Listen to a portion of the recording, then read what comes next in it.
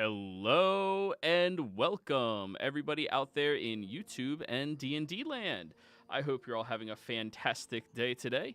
Before we jump into the action, don't forget to like, comment, and subscribe. All of those things do help us out tremendously. If you're interested in joining any of our campaigns, not this one, because we are overflowing with players at this point, be sure to reach out to me and let me know. We do have open slots available, as well as an open campaign slot for any groups that may be inquiring about playing with me as well. With all of that being said, how about we have Argan give us that recap. So after finishing off the fight against the Volstrucker, we decided to investigate his corpse, only for it to literally blow up in our faces and shower some of us with some of his tastier insides, I guess. Everything ended up being destroyed except for one rod of wonder, which we picked up. And then we went after the giant diamond that was there. After some examination, we find out that it's full of necromantic energy, enough that it required the death of 1,000 people to fill it. And it will take a significant ritual to dissolve that without actually destroying it. And we want the money from it. So with some, after some effort, we managed to get it back to the ship with Braska and Argan carrying it invisibly. Braska probably doing most of the work, if I'm honest. Before hauling it back up to the ship,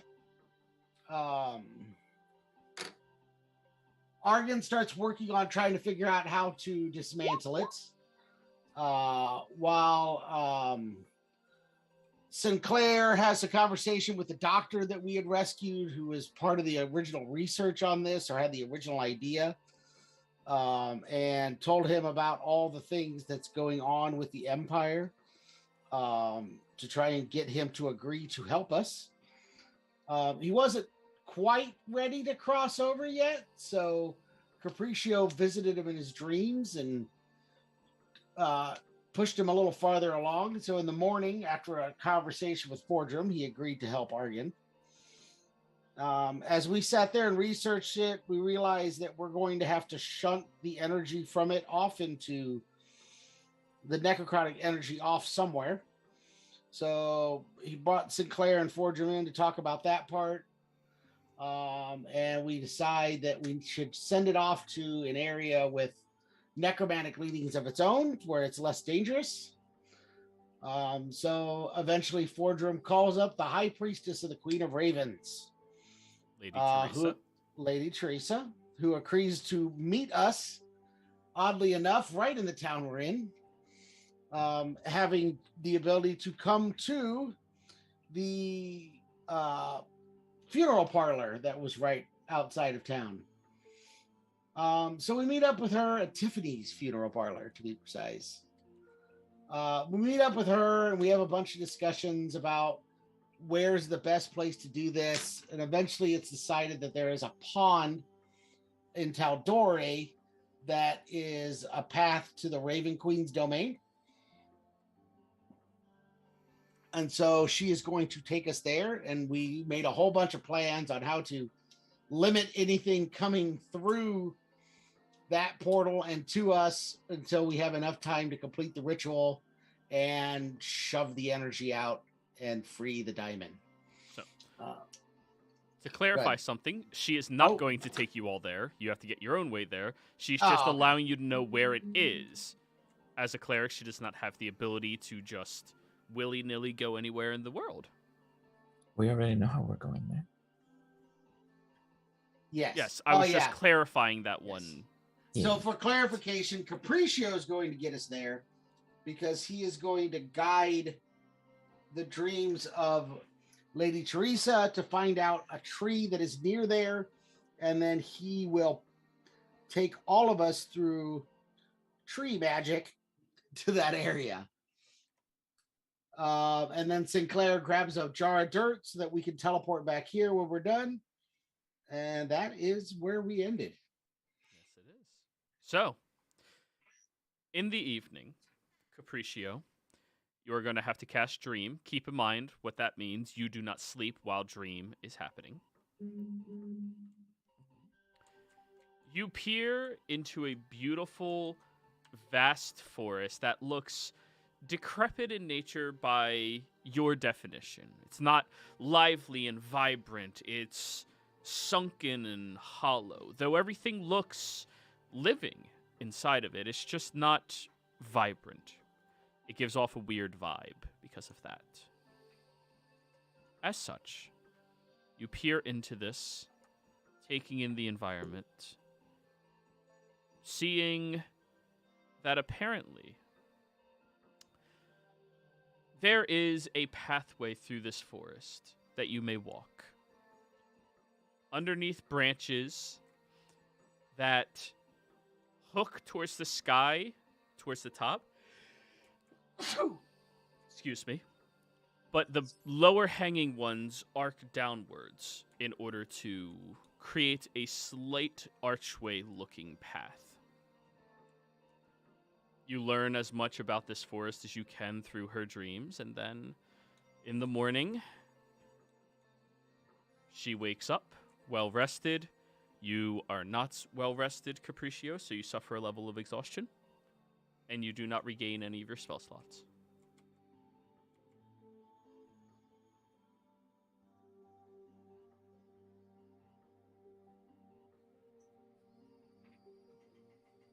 Was there still work that needed to be done on the ritual? You more or less know what you have to do with the ritual. You're just at the stage where you would have to implement it downwards. It is going to cost you monetarily. You need gem encrusted chalk valued at 500 gold. Okay. The same chalk that you would use for scribing a teleportation circle. Okay. All right. Well, I have that. That's going to dip heavily into my allotment of it, but I do have it. I got a jar of dirt. I got a jar of dirt. Where's this jar of dirt from? I went to the beach and grabbed some sand and dirt. Oh, okay then. Remember, I could turn my pack weapon into a shovel. True. So, you get to come back onto the ship with a jar of dirt. Nobody else has a jar of dirt in this party, I believe. Braska? I've got a couple, actually. I've got like a small pouch of dirt. I forget where that came from. Oh, no. That came from Uthadern. Yeah. Possibly. That's where you met Fordrum. Possibly. But I Well, also when have a Braska large remembers bag that of or not. weed, so. Because you always get a jar of dirt where you meet someone. Yes, I remember. That's the Dwarven way.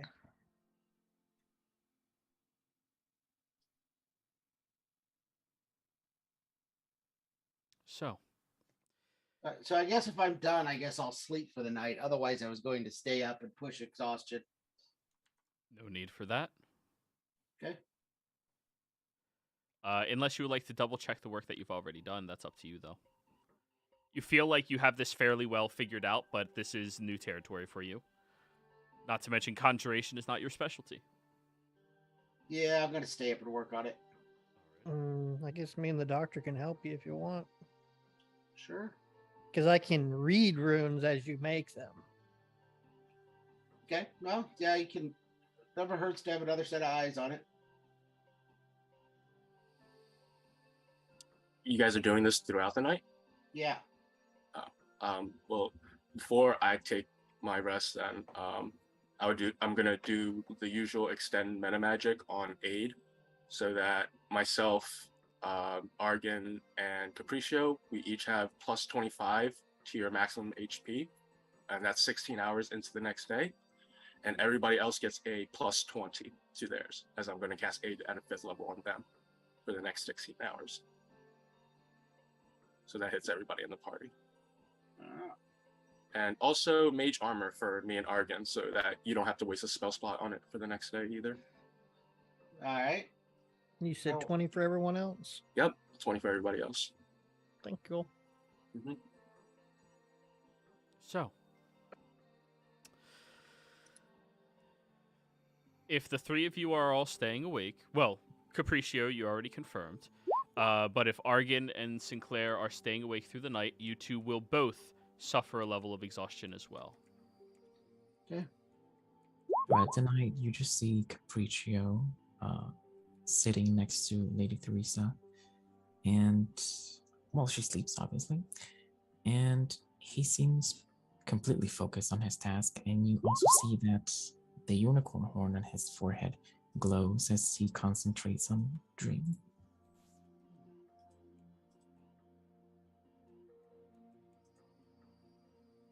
So, Lady Teresa meets up with all of you. I believe it is now somebody's job to teleport us to Iman, correct?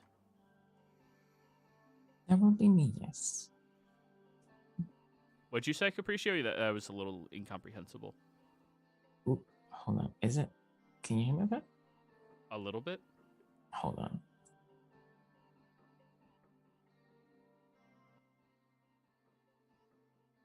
Better? I need more than 2 words, but probably. Okay. He will say, yeah, that will be me. Very well. Please.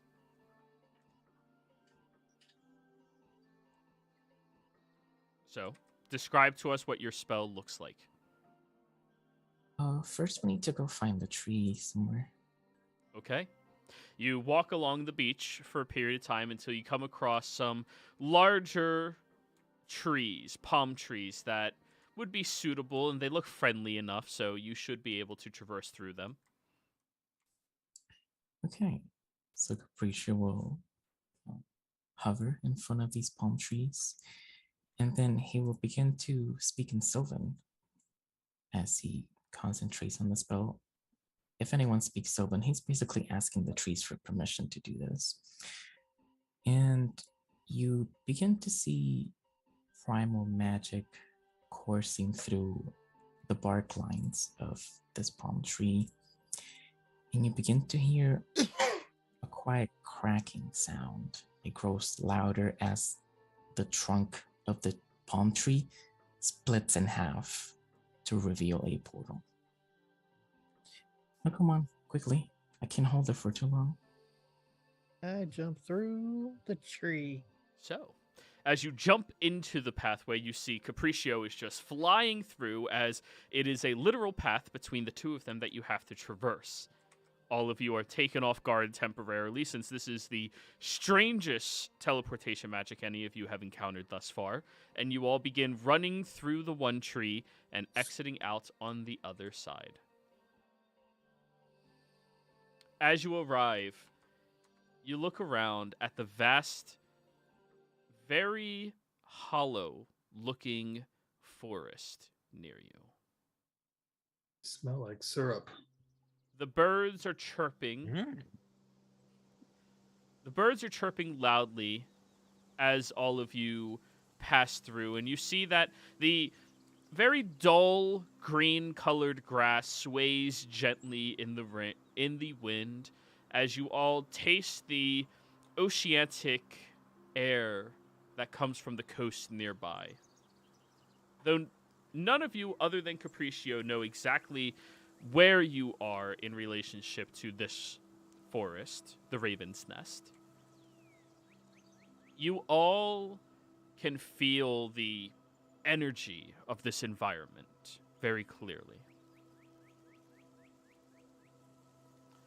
Lady Teresa looks around for a short period of time.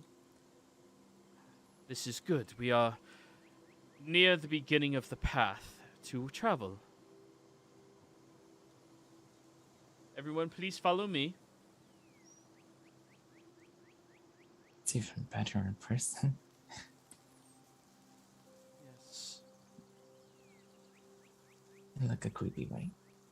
No offense.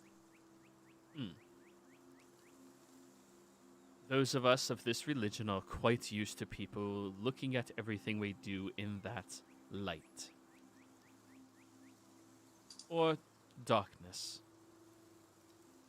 It isn't everybody who can appreciate the beauties of death, the concept of finality, and what that brings to everybody.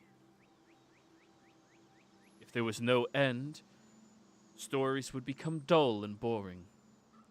So would lives. Would they, though? She'll look over at you. I believe so, yes. I don't know. I think there's always something new to learn and experience. You never run out.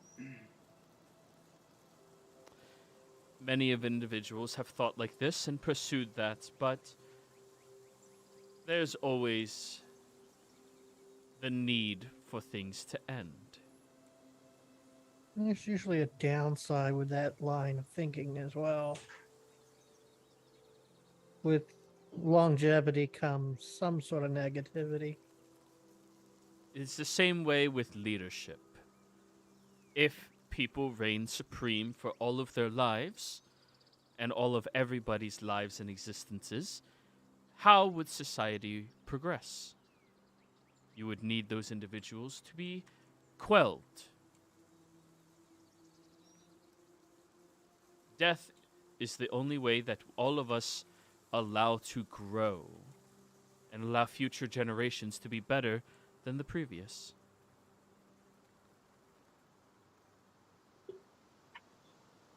I don't really agree with that, but okay. I'm more focused on improving myself. Yeah, you choose to be the way you are, and you can grow and you can be positive for an entire lifetime, as long as it may last. Look at how long elves live. I've met some who are very, very old who are lovely still. Yeah, I don't do full obstacles, so Someone who is the, I guess, oldest in sense of when I was born to now, I can tell you longevity doesn't have very many upsides. Everyone you know is gone and long turned to something new in life. So But that's because you're the only one that lasted the whole time, and everyone else had an end. If no one had an end, you wouldn't have to miss them, would you? She'll look over at you, Argon.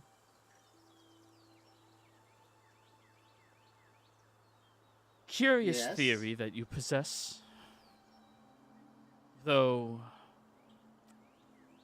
there's no way to achieve everybody living forever without damning of souls or corrupting of beings and nature. If you would be curious as to peering into this at some point in time, there are places you can go and see what happens when nobody dies. that's I tend to think of it as it's an extinguishing of art. If I'm going to continue to make art for a lifetime, when I stop, my art stops. And that, it doesn't gain more value in your death as more people enjoy it more and take inspiration from that art and make it their own. Take that inspiration and make it their own. It's the Why? reason why, out of my kinsmen, I took up the craft of mask making. It's a dying art, but it pays tribute to the life cycle. All things live, all things die, so that other things may live. Sure, that's a great theory if the person you inspire has as much talent as you do. But what if they don't? In which case, the world is lesser for having the talented one go away.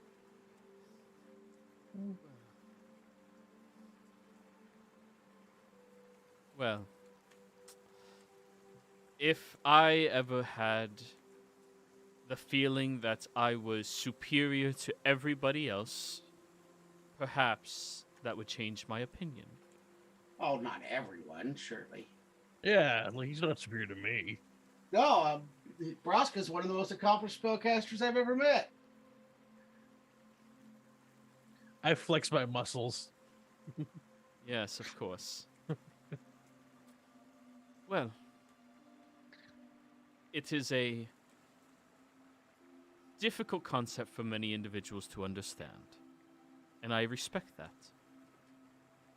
I can appreciate your view of the world, Lady Teresa. If you know anything about the Fae, I serve the Court of Autumn, and we are not divided, but we are dual. My side, we focus on dreaming. We are the only Fae who can dream. And the other side, they focus on death. Darkness doesn't have to be nightmarish. It is just a different shade of dreaming.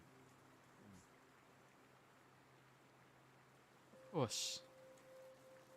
And I personally look forward to the day where I get to join my queen inside of the Fell. Stand by her side, see everything that she has helped, and tend to the people whose souls were confused in life and need to find where they are going. And for me, it's finally resting, getting to see my beloved, and then becoming one of the flock that watches over the graves. And for me, it's I evidently get philosophical when I haven't slept in 60 hours. So, It is very fair that happens. There is You no gotta- offense taken by your mind, Argon. You are incredibly, inspiringly intelligent. We are aware of this. Well, Argon, I got a question for you. uh-huh. The Volstrucker made this thing by killing so many people Yeah. to improve upon people or himself. It theoretically could extend one's lifespan, but would that sacrifice of countless innocent people be worth you gaining more lifespan? At what point in any of the part that we conversed, Sinclair, did I say that I was willing to sacrifice people to extend my own life? Oh, I was just I never at one point ever mentioned sacrificing others for the sake of my own. I said that I don't necessarily want to die. I didn't say that I would kill everyone else to make sure that I don't die.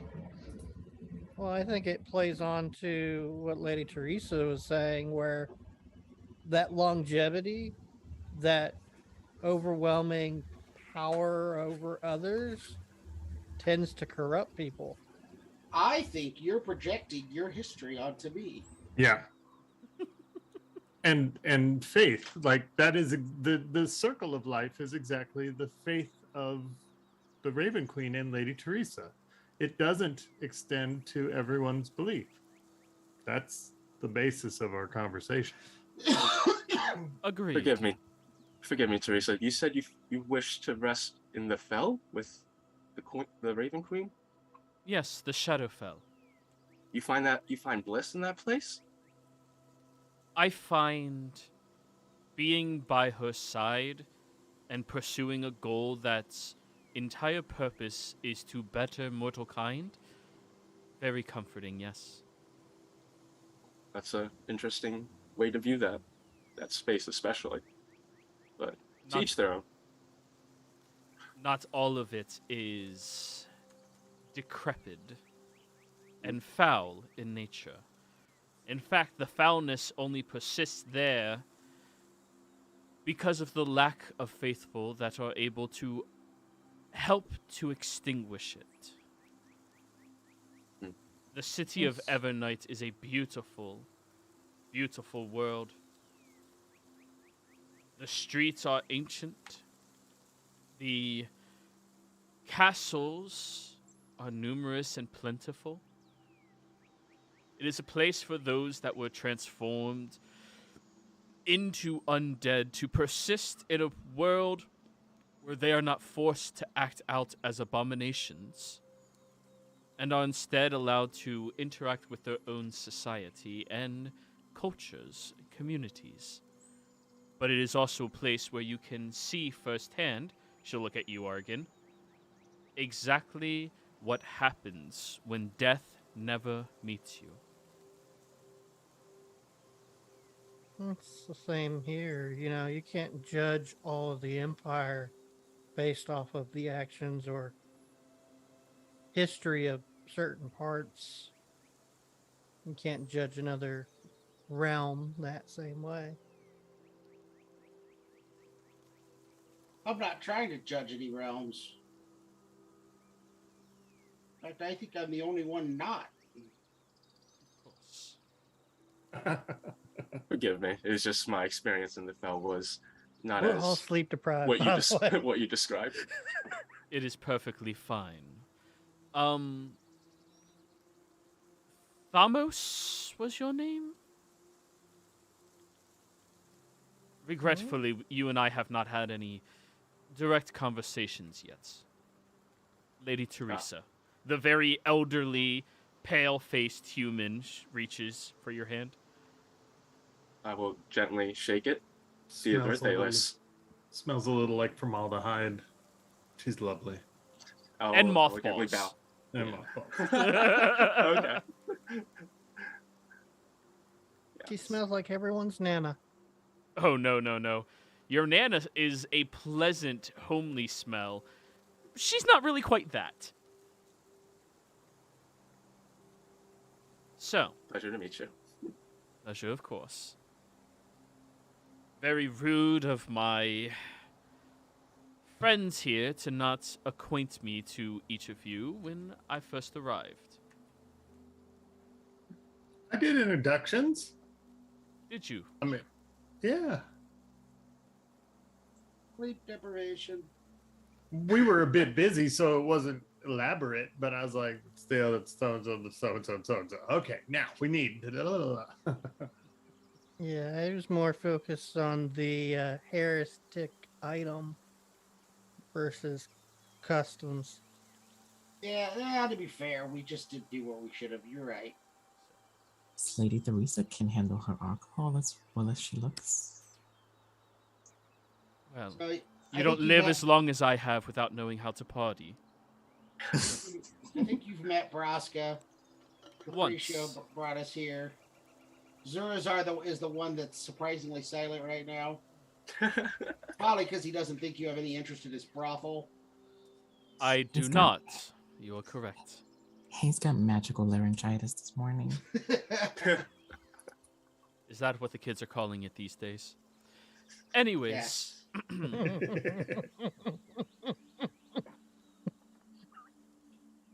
I believe we are heading the proper direction. She looks up towards one of the branches, and all of you see that there is a baby raven being nudged down this pathway by two other larger ravens. She'll kneel down over towards them, open her hands, and the baby raven jumps into them. It looks barely older than a hatchling would. And as she holds it in her hands, you see the other two fly down and perch on her shoulders, looking at it. It appears there's another lost soul.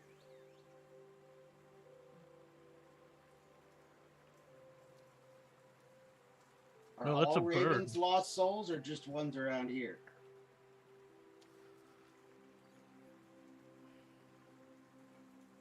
All right, so here's a good question.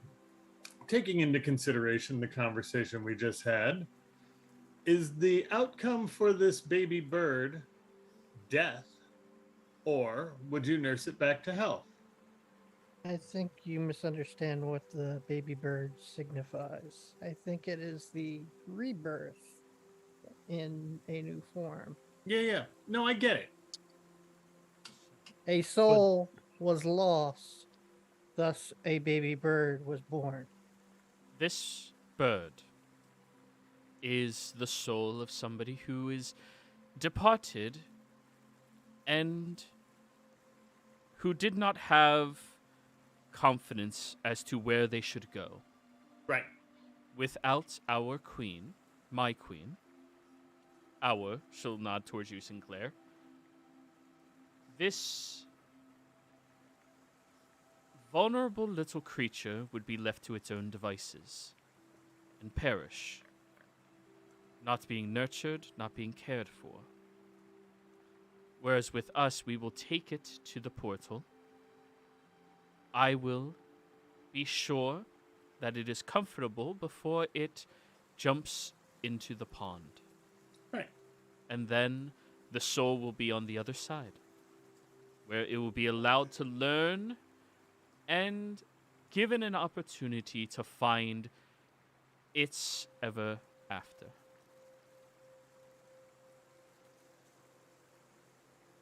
So you are killing it? No. It is already dead. It's more of a shepherding of the soul. It is what I do with those that I see that perish around me. I carry their souls to a graveyard or a place of burial. Right. I don't have a pond. I can't come to the pond as often as I would like. Nor would you be able to be here without extenuating circumstances. I apologize, Exactly. but only her champion and her vessel may venture through here whenever they please. So are all souls that don't know where they belong end up here? Yes. Interesting. If you do not have a faith that would lead you to a specific location in your afterlife, then... And you didn't sell your soul. And you didn't sell your soul, yes. Which is why we heavily encourage people to never, ever sign contracts with fiends. That is very irresponsible. The only What? time I ever did that was with Sinclair. Did I do Yeah. that? I forget if I did that. I don't think I did that. I've never made you right. I signed a contract with you. No, I'm at Braska. Oh. I don't know about the rest of you, but I'm going to officially watch my step going forward from here. There's going to be baby birds littering the ground around this place. You'd be surprised how few individuals pass on with that specific circumstance. Most people are at least a follower of one of their religions, if not multiples. I'm going to start taking notes. But Ogden, based off of our previous conversation, for my own personal reasons, I hope you fail in immortality. But if you do expire before finding an afterlife you desire, I will personally attend to your soul. I appreciate that. I will ferry you to Lady Teresa. If you're still with me. Probably a little too soon to make that comment. I'm just saying. At least hopefully we don't have to worry about that. In Yeah, your I have line my of work, Uthodurnian dirt. I was just saying, so let's go fight some fiends. yeah. I still have my Uthodurnian with dirt where I met Argon. Aw.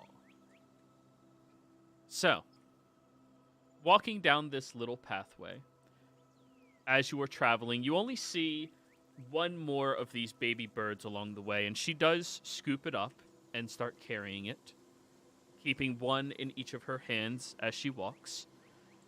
The other ravens do go about for caring for them, comforting them as she does. You wander for several hours, feeling the chill of the coast and the night moving in, Did anybody prepare their colder weather outfits before coming here? Excluding the people who don't give a fuck about cold. Mine was in I've the got bag that ended up going away. I don't think I was warned beforehand about this, so no, I don't have anything. Braska is a sleeping bag. It's just a big ball of hair. I got special boots if anyone wants them. They're Braska sized. They're magic. Oh, okay, that's fine. I was gonna say Capriccio could fit into the whole boot. Technically, I can keep Green Flame Blade up to keep myself warm. Does it if I deal have fire to. damage? Yes. Okay, then yes. So, right before dusk arrives, you all look at a clearing where each of the bowing nature of these lower branches reach out towards it. And underneath all of them is this vast, beautiful pond. Only one marked stone on the opposite corner of it from where all of you stand. The pond itself is clear water. Once you get a little closer to it, though, you peer into it, and you all notice that you do not reflect inside of this water, though it does appear clear. And when you look down, it travels for a very long time before turning to darkness. Even your exceptional visual prowess, Theo, you cannot see the bottom of this pond.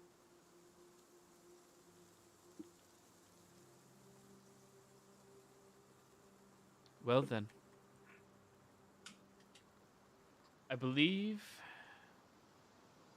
we have reached our destination.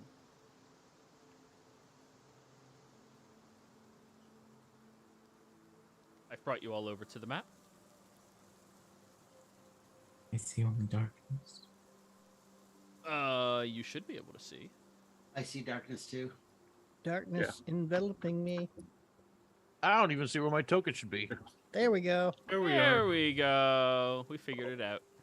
I think see darkness is worse. your I ally. see worse darkness. Hey, look, it's Zurzar.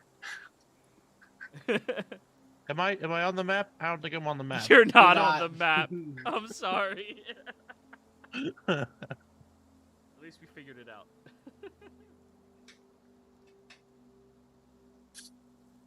Ah, Not into the pond.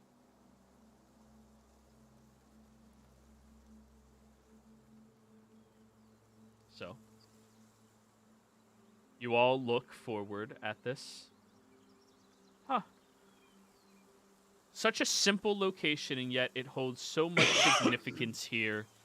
And you see Lady Teresa goes over towards the rock, sitting on it, leaning on her side, and places the two birds there as she just seems to be listening to them and nodding at them as they chirp towards her.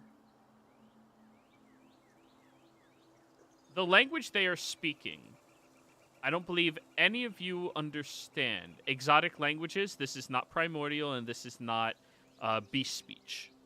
Celestial, infernal, draconic. Nope. That's celestial and undercommon. Nope. I'm not gonna have anything that's gonna cover it, I'm sure. giant? Nope.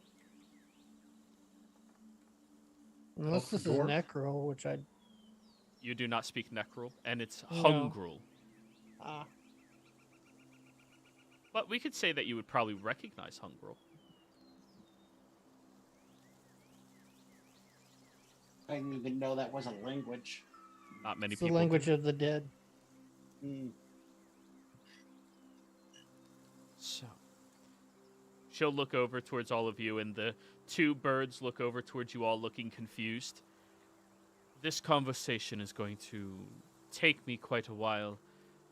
Feel free to set up all of your precautions that you wish to. Might I ask what the souls' names were?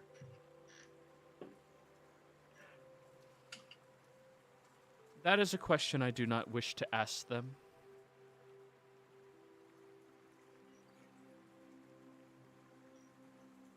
Who they were is of little consequence compared to what they will do next. Having them thinking about their past would only be detrimental towards their ability to enjoy or find the future. Confuse the souls.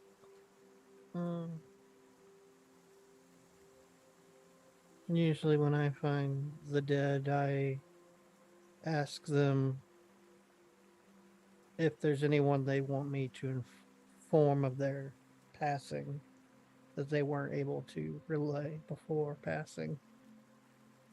That is not my responsibility to parlay or to be a part of. They will find out. They will know. Wardrobe, are you gonna hollow the area? Is that the plan? It was, and it also wasn't. Once we realized we had walls of force and magic circles, I think we were not going to. No, it was just gonna be the wall of force and magic circle. Yep. It still wouldn't be a bad idea to set it up. Well, it takes 24 hours. Yeah, it takes a is. whole day. Hopefully, we'll be out of here by then. Let's see. If Do I have any idea how long this ritual is going to take me, Joey? This ritual is going to take you about 4 hours. Okay. And you're sleep deprived, Yep. which is why I'm thinking it would be a good idea for me, you, and, well, I guess the doctor stayed behind. And I guess Capriccio to take a nap while Fordrum sets up the hollowed ground. Hollow takes 24 hours. Yes. That's more than a nap. It's more than that. Wall of Force, I think, only lasts 10 minutes. Yep. Yeah, we'll be doing that last. Okay. And I mean, Right I can before. extend it to 20 minutes with meta magic. Well, that would be the window that I have for that spell. In The- Tuesday's general chat, I posted the times Yeah. of each of the spells you all mentioned so that we don't have to think about it. It's posted right there. yeah. My issue with not setting it up is we know the second we start the ritual, it's going to cause the undead to come through. We know nothing like that. As far as we know, they're attracted to the actual thing. I never at any point said that they would be attracted to the ritual. Your Only that they would be attracted to the item itself. So the longer we sit here debating it, the more likely something's going to happen. That is correct. They are attracted to the item. So if we want to take out the time for Fordrum to throw up a magic circle, fine. Otherwise, I suggest we just get this started and see what happens. I'm completely out of spell slots anyways, so all the fighting's on you guys anyways. So That's not good. You'll I be the used up all only. my spell slots 3 days ago. Will you be the only one conducting this ritual? It will just be you. I assumed it was just me, but I do not know that for certain, I guess, Joey. I can Um, assist you, maybe. Are you a ritual caster? Yeah. I am a rune Are- understander. Are and you I a yelped him. ritual caster? No. That is what you I'm need not- to be. I'm not even a ritual caster. So Fordrum, Capriccio can help me Praska, in Fordrum. Capriccio. That's right, Fordrum. So Praska has the Praska. highest level ritual spell in the entire party. That's not true. I have Rory's. That's level 5. Oh, okay. Okay. So is mine. Oh. Yeah, so we're even. We all have level 5 rituals. See? Fordrum just has to prepare his. Yeah. It's a ritual. It takes. I just happen to have a really long ritual, but Yeah. it's also permanent. So, it's Yeah, well, that's true. Mine's not permanent. I can't find Lady Teresa's token for some reason. It probably got deleted during the crash of Roll20 when all your Honestly. other tokens got destroyed. I don't remember ever seeing one. For Okay, what it's so it wasn't this game that I had it in. Okay, I'll go get it. No, I I've thought never she seen would. her. I thought she had a token when we did the funeral. No. We were never in the map to begin with. During the funeral, we were. What funeral? That was long before you yeah. joined. We Oh, weren't. Show. okay. Yeah, you weren't there. I wasn't there. That It the was death of prior to Hedge. the PC crash and the Roll20 updates and all that. Not I think that I've watched. long. I think I watched you guys play since traveling to Marquette. You were on the ship, and I saw. I think the first episode I saw of you guys was the dragon battle that you guys had. Mm. So I know what about you guys 3 mean sessions when. prior to that would have been when she was around. So whenever you guys talk about that dragon skewing, I like actually know what it was. So I was like Oh. chuckling to myself a bit. That's why we can't skyfish. So I guess if Capriccio and Fordrum, if you guys want to start out helping me, and if you have to peel off to help the others hold the ground, Sure. I'm not going to be any good in this fight anyways. I was not kidding about my number of spell slots. I have Oh. a 7th level. I have enough to get us out of here. And that's pretty much it. Will And we that's an be emergency. rendered unable to do anything else if we assist you during the ritual? I Well, just no. wish to know. My assumption is that you'd be able to split off if necessary and leave the ritual and Are go you in going and to- aid. Are you going to be able to lead it in your condition? Oh, That's yeah, my I'll be concern. fine. This is not the first time I've stayed up multiple days studying. Because if you think your condition will be a detriment to you, I could begin to remedy it. Oh, here she is. My question for you, Joey, is when I helped Argon last night go through all of his notes and see the actual finished product of the circle, would I not know how to lay that circle back down? You With do him? not possess the actual ability to ritually cast unless you took the feat that would allow you to do that. No. Okay, I'm just wondering because Eyes of the Runekeeper. Yes, you can read it, but you do not know how to specifically lay one. There's more to it than I draw a pretty picture, now it happens, yay. Like, it's a very intricate, very difficult task to perform that you have to be specifically taught how to do and know how to manipulate magic in a way to do it. That's why most classes don't get it. But anyways, this is Lady Teresa. Oh, Oh, God, that is not what I thought. She's old! that's kind of what I thought. Yeah, like... I was not expecting creepy version of Mary Poppins. Oh yeah. Yeah. Yeah. She's got the Scary birds and everything. Poppins. What are you talking about? Scary Scary Poppins. Poppins. Scary pop. I like it. That is the perfect name for her. So, Yes, she'll- Argon, if you feel like if you, Yes. in your current state you won't be able to lead it as well as you could, I could begin to help. I mean, if you have a way to quickly perk me up, sure. I do. I'm not going to say no. I do. Okay. Okay, give me just a moment to fetch, and I'll start looking through my bag. Oh, where did I put it? Where did I? Where is it? Oh, here it is. All right. And he'll pull out some diamond dust. yeah, Coke.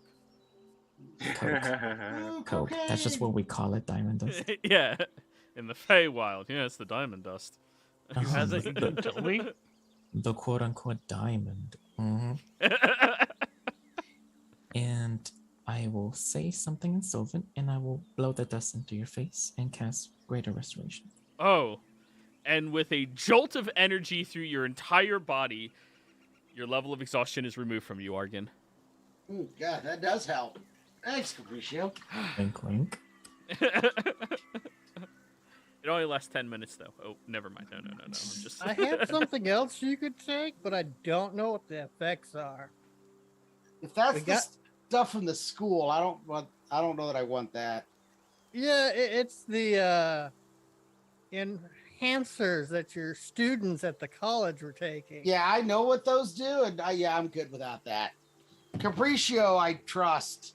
The local drug dealer at my college, I do not. Argon, come sit beside me while you are performing your ritual. Okay.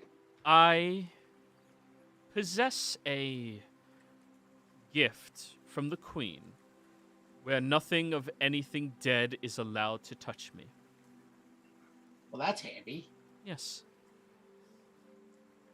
So, I will be sure that none of it can interact with you, unless, of course, something more powerful comes through. Well, that's what everybody else is for. I have a Oh, right. similar ability, just slightly different. I appear as I'm dead to all divination and senses, while I am actually alive. That is not quite the same, but... Yeah, I'm not sure how that's similar, but I get you. Well, undead have a knack for smelling out living. Stupid ones. Well, yes, the stupid ones. Joey, I would like to spend 5 sorcery points and use Bastion of Law on myself, because I think I'm going to be getting into combat.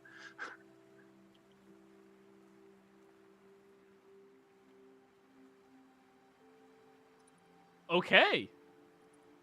Um, Argan, would you like to place yourself next to Lady Teresa? Oh, yes, I'm sorry. And I think I would have picked that up, but I did not. And where would everybody else like to position themselves? She will remind you all. If you I step, don't see her. Where is she? it's dark there, so Oh, okay. If you step where? if you step into the pond, you will be transported while traveling through the waters into the Shadowfell, leaving your physical body here, and your soul will walk. Do not step into the pond, unless that is your intention.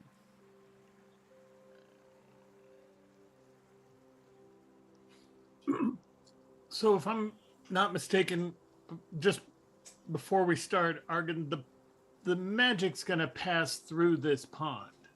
Yes. Cool. Got it. Okay. Is there any reason prior to that you'd like?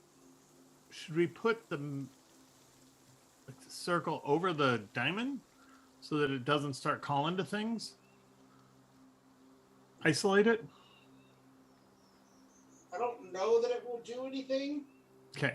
to be honest. Yeah. Joey, is this a tree right here? There are trees many places.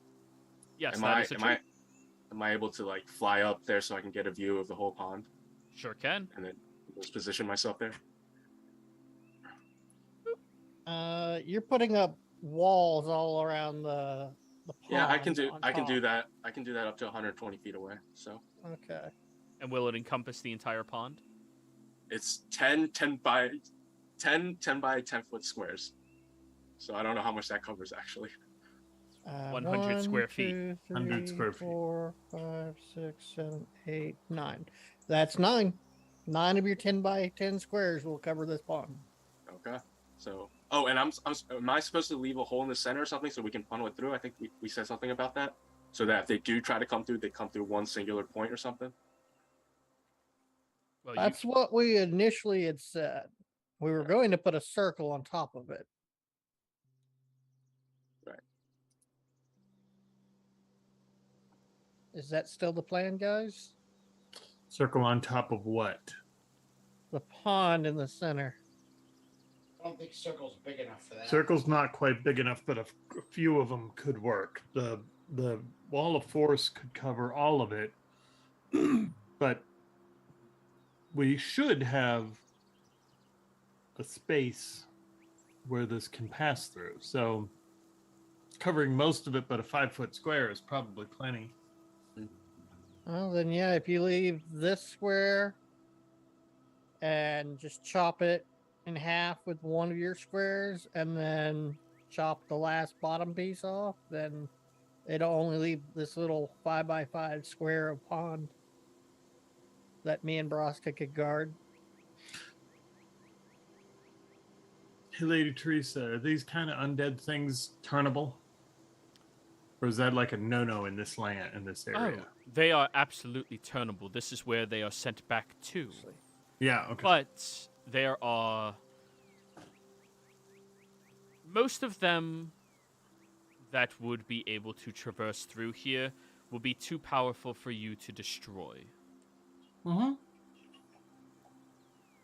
Actually, let's make it this square. That way, one, it's farther away from Argon, who doesn't have any spells. It's away from the object, and it's away from Lady Teresa. And anything scary that comes out, me and Broskin can beat back into the hole. Alrighty. Theo, can you draw where you will place them? Not that they're there already, just where you will place them to cover the entirety. Now, keep in mind, does that cover the actual entirety of it? Because you need one more square in the middle filled. Yeah, no, it's this square that I'm leaving open is the only square that will not be covered. So, And remember, in this configuration, it's a wall, not a dome. They can go over the top of it. Yeah, so that'll be 8 of your 10 squares. Cool. Yeah, the top is still going to be open. So if it flies, you have Fordrum. Yeah. Yep. oh, I thought we could lay them flat. I didn't know No, that. it's a wall, not a floor. Yeah. It all goes upwards, the nature of it. This is not Minecraft, unfortunately. But if I place it sideways and use that as my grounding point, what is truly? The DM says, nah. The Okay. universe knows what direction is up.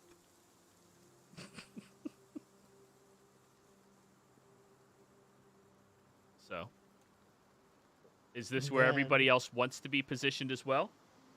Lady Teresa will look at you, Fordrum. I assure you, nothing will be able to touch him unless it is too powerful, in which case it needs to be crushed immediately. Okay. I think Zerzar should be over there with Fordrum. I was standing there in case I needed to help. Was I not? Oh, if you want to stand there to help, that's perfectly fine. I thought Capriccio said he was going to do it. That's up to y'all. I'm still not sure if he's gonna do it on his own or if we're gonna help. I'm still just not sure.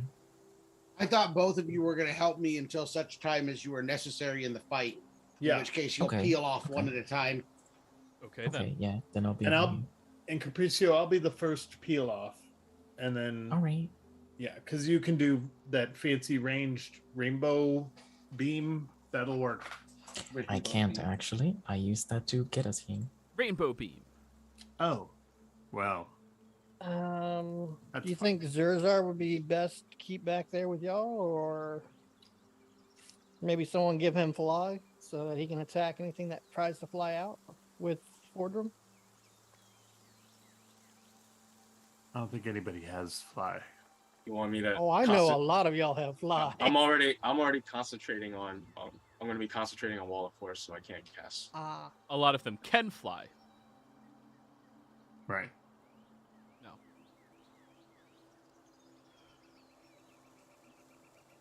So, are you all ready to begin? Yep. Yes. Yeah. All right. I'm Oh. going to real quickly put something above the dome. Then I am going to keep. What does this last? Oh, that's 10 minutes. Okay, so if I see something fly up, I'll cast Sickening Radiance then. You know, Theo, you almost doubled my hit points because I'm still at 31 because I haven't slept since the fight. Oh my gosh. I haven't rested since the flight. Yeah. And just so you know what Sickening Radiance is, it's this thing. I'll be putting it in the air, 30-foot radius sphere. It's basically centering it on the pond. If I see something fly out above the pond.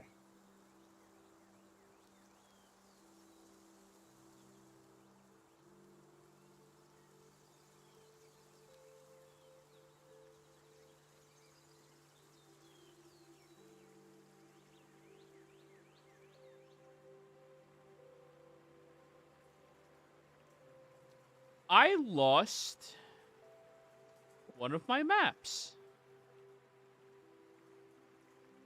Does anybody remember the name of the map where you fought the Volstrucker? It was the underground cave. I guess I didn't even know we knew the map's names. Yeah, we don't see them. Oh, you guys don't see the map names. I No, we think don't. so. Oh, I Nope. can make them so much funnier then. Okay. Or if we can see them, I've never been able to figure out where because I don't see it anywhere. No, none of us are the admin of the page, so we don't see the actual tabs at the top. Wow. I lost it. Q. Well, it should be in Sunday's game. You may have transported it over I there. deleted it in Sunday. Ah. Then you probably deleted it from the file. No. I just deleted the map, I think.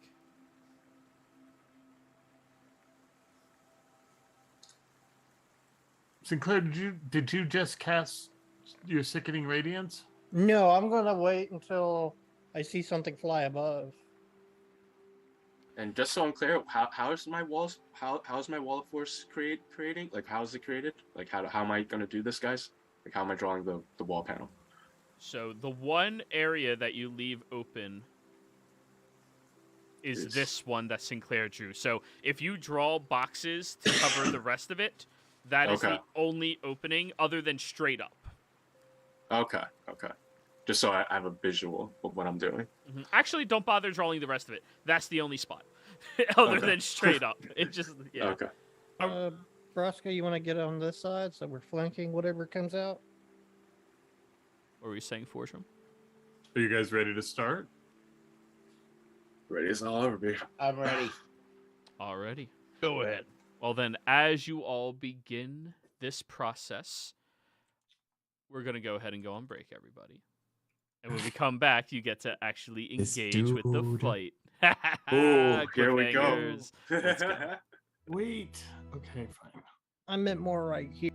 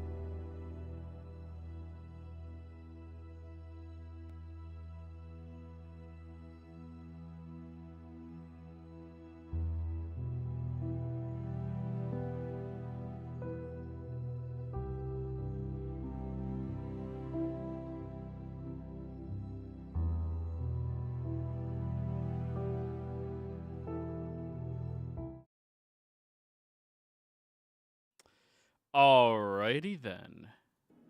Welcome back, everybody. Where last we left off, you all had arrived at this mysterious pond hidden inside of the Raven's Nest, a location until yesterday none of you have even heard about. Now, Lady Teresa is going to be able to keep Argon safe so long as there's nothing too powerful that comes through.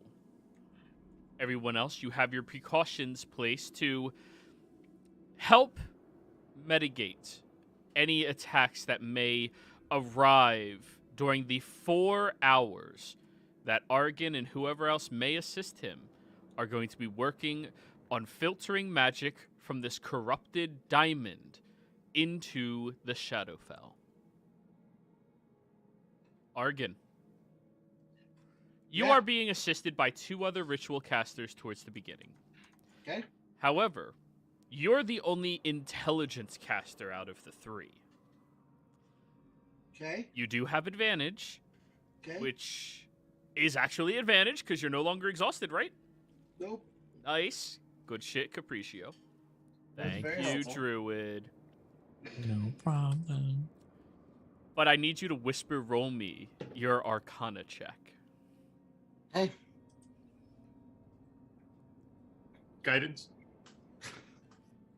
You can't really assist him with it and maintain concentration at the same time. Alrighty. If the majority of the time they are able to stay here, you will have that second number, Argon. Okay. If it is not the majority, meaning 51% of the time, you have to go with your first number. Okay? Okay. Alrighty.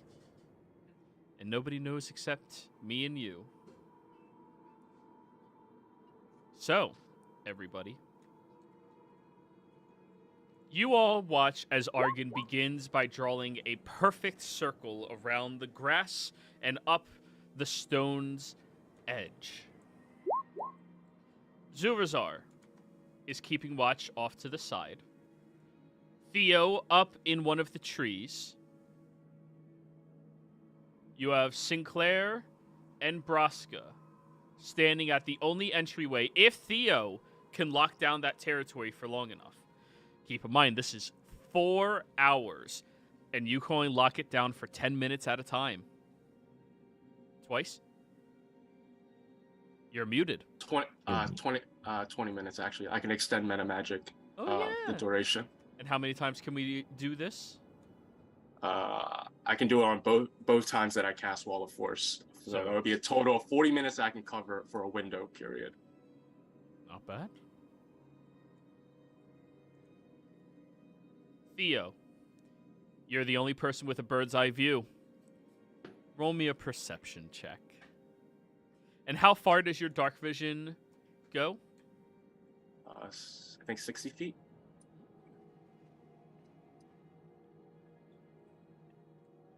Don't have that enhanced drow vision, huh? 25. 25.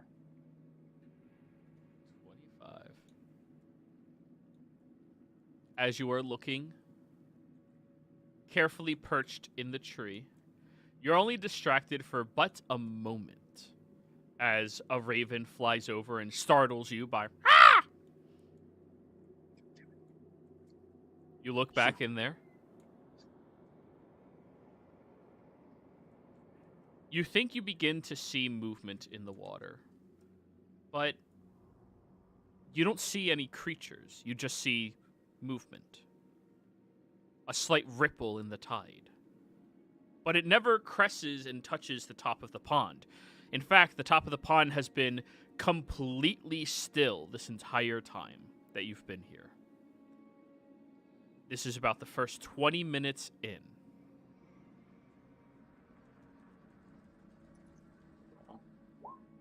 I'll telepathically communicate to the guys down here that I see movement, but it's nothing too rash right now.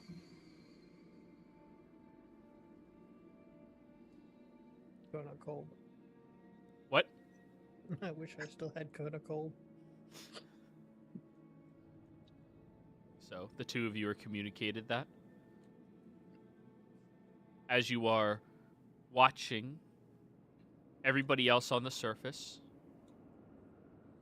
that slight movement that you notice, Theo, it's on two sides of the pond, inside of the depths of the water, and it should be making rippling tides move up to the top. It's weird that it isn't. Then when you peer in there, you see these ghostly-looking faces. 4 of them, one in each of the 4 corners of the pond, begin moving about 10 feet towards the surface. Like they're like right there now. Like they're starting to like peer through. They've now made it, and there's only about 10 feet until the surface. All right, I'm gonna say heads up, guys. Heads up, guys. They're coming through, and I'm gonna extend meta magic wall of force. Okay? You put up your walls. All of you watch the rippling nature of the water quakes for a moment as these walls erupt around you all. And you are forcing each of them to maneuver around. You see them begin to push up against the wall itself from underneath the water, and all of you start noticing them. They are these ghostly entities that seem to be made out of wisps only, as they're reaching and pushing against it, crawling around, and they eventually find their way over towards your entrance over here. Hey everybody, let's get our first initiative out of the way, shall we? If you are exhausted, you have disadvantage on this, because it is an ability check. Do you want me to roll it? Your initiative, you might have to act. Yeah. Okay. There's always a possibility of it.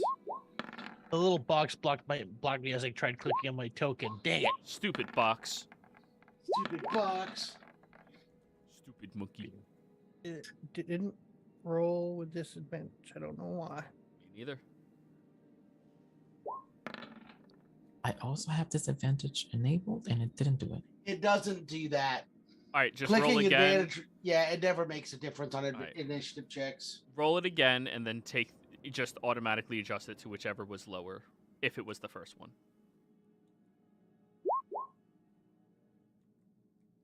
It was definitely the first one.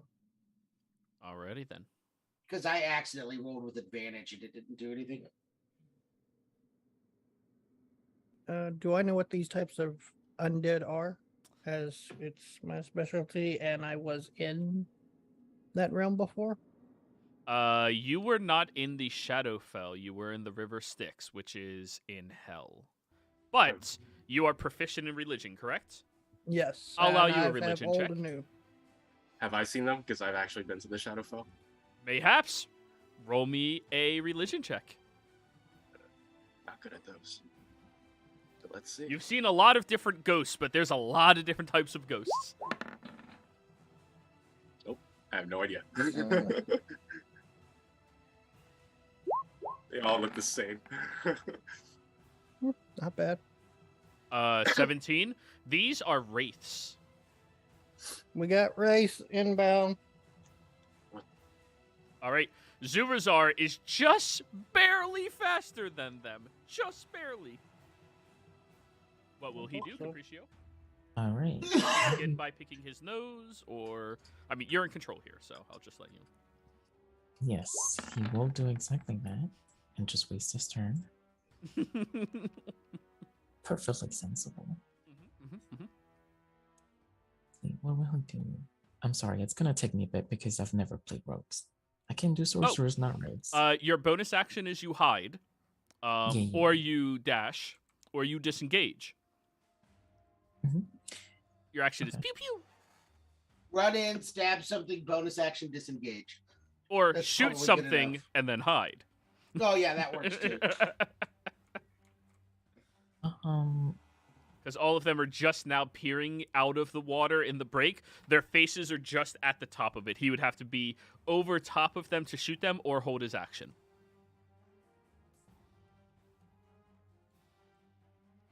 So wait, repeat that last part?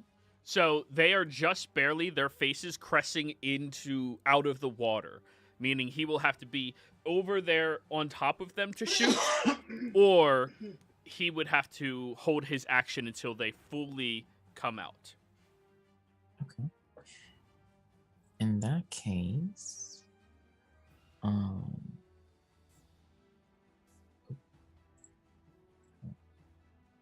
In that case, he is simply going to hold a firebolt until he can, like, see one of them or, like, be able to shoot one of them with a firebolt.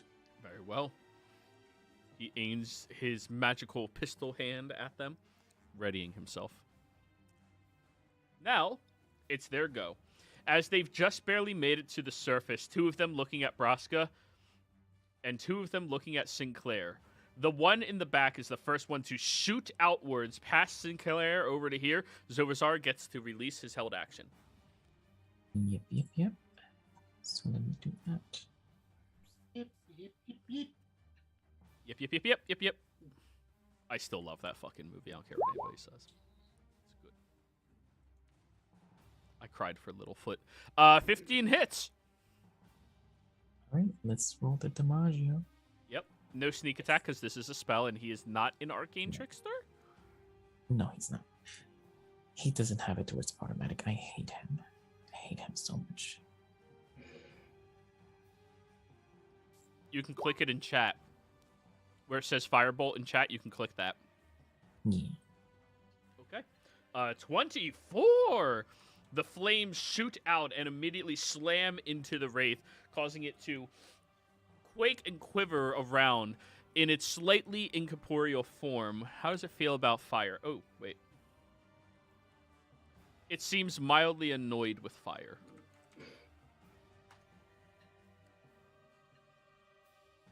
Now, they're going to go. The two Wraiths, one on either side of you, Sinclair, are going to use their life drain abilities. One in front of you. Oof. Oh, that's a lot. Is that it? That's a crit? That's a crit.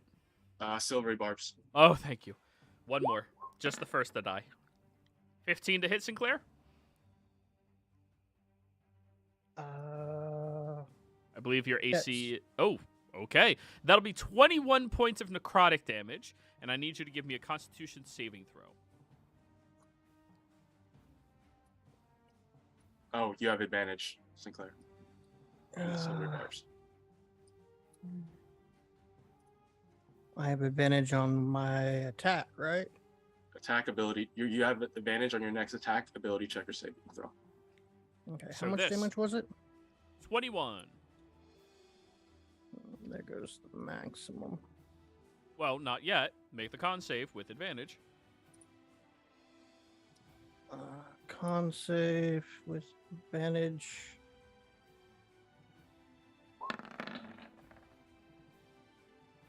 And that's it. You take 21 necrotic damage. That's all. Now the next one's going to attack you with advantage. Okay. 17 hits. Mm-hmm. 21 more necrotic damage. And another saving throw, please.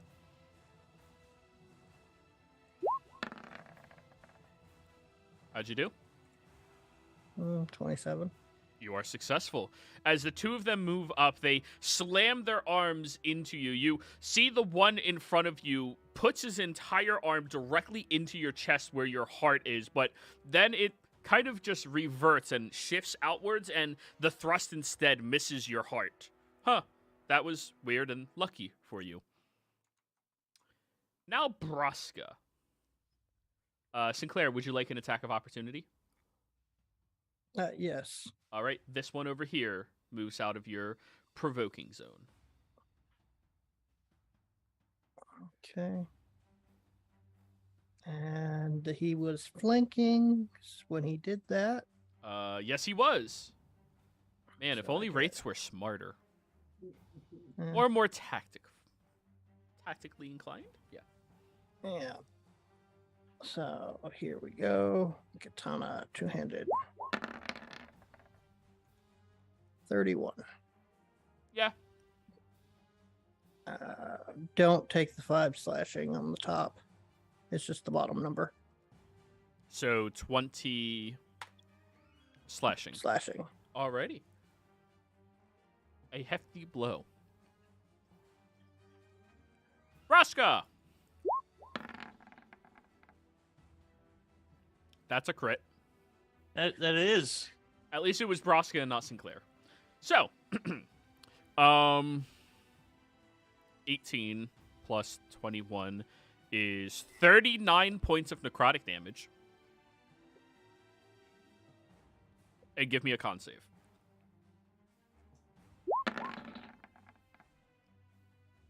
I forgot who I was asking. All right, next life drain. 18 to hit. Neither of those hit. All right. The first one is knocked slightly sideways as it is moving through the opening over towards you, and it reaches its arm around and stabs it into your chest, where you feel it is grabbing onto your heart and trying to drain out the life from you. You feel your muscles weakening, but you just flex through it as hard as you can to stop the creature from draining too much from you. As that happens, the other one goes to throw its arm into your body, but you flex even harder, and its incorporeal nature could not penetrate your brutish force and nature. That's the end of their turn. Theo. Let's see. From my vantage point, my Eldritch Blast could hit any of them, right? Not the ones with Braska because of the Wall of Force. Okay. Oh no. Or right, this right. one. Right. No. You're Yeah, right. you So could I hit only have- exactly one. Okay. All right. So Wall of Force Well, is a you know- two-way street. But no, that is true. actually, it's a All right. no-way street. That's why it's Wall of Force. So yeah. All right. So 3 attacks on this guy then. Pew pew 3 pew. Eldritch Blasts. Here we go. Pew pew pew pew pew pew. 29 hits. 22 hits. 27 hits. All right. Don't use all your good rolls yet, guys. 9. 15, 13. Mm-hmm. Oh, different 22, game. Different game. 30. And 8. Nice. I just do it and one then- at a time. It's faster. And then afterwards, I'm gonna spend what's it called? Spend a source. You know what? Yeah, fuck, forget it. I'll quicken 2 more. 3 more. Already. Pew pew pew pew pew pew pew pew pew. I'll be right back. Oh, does that miss? 13 just barely hits. Oh wow. Okay, these guys are. 22 hits. We love 22.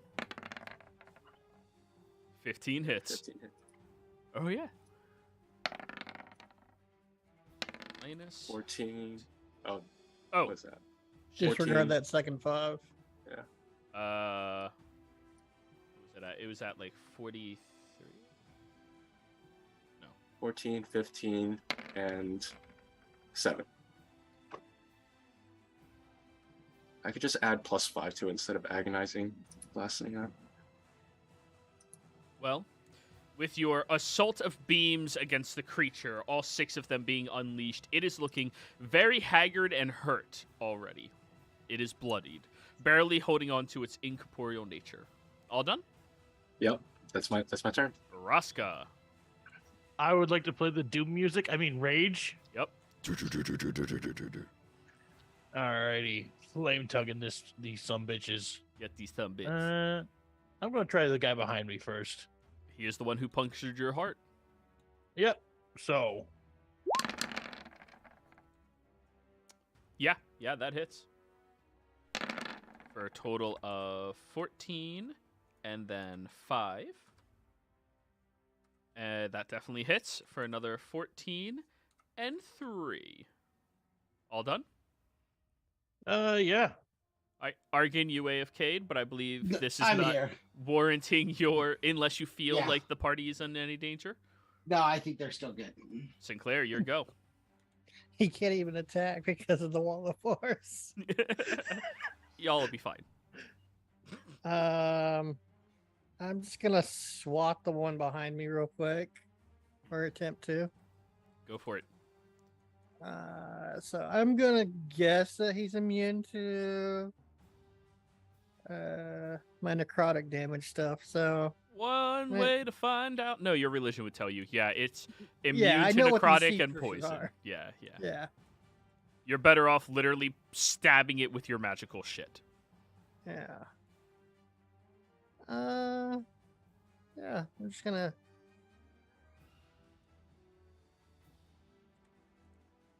Yeah. We're gonna get advantage. I'm gonna pop one of my samurai uses. Fighting spirit. Yeah, so I'm at 2 on that. Which gets me temp HP. So I gain 5 temporary HP.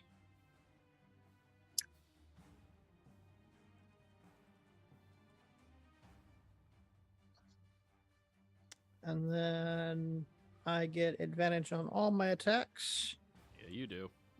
this round, which is good because I'm going to need it. 33. You immediately slice through this one very quickly, and it dies. Yep, As you well- slice through, you all watch as there's a poof of ectoplasm that shoots upwards and settles into the ground, which immediately soaks it up, and you see the grass becomes much more vibrant in that area, giving off a slight hue. Do I know whether or not Life Drain is a spell attack or a It's an melee attack. It's just, Okay. that's what they do. Okay. Then yeah, I will go ahead and leap Roska to his kill. I won't steal it, and I will bash this one in front of me down with with another katana strike.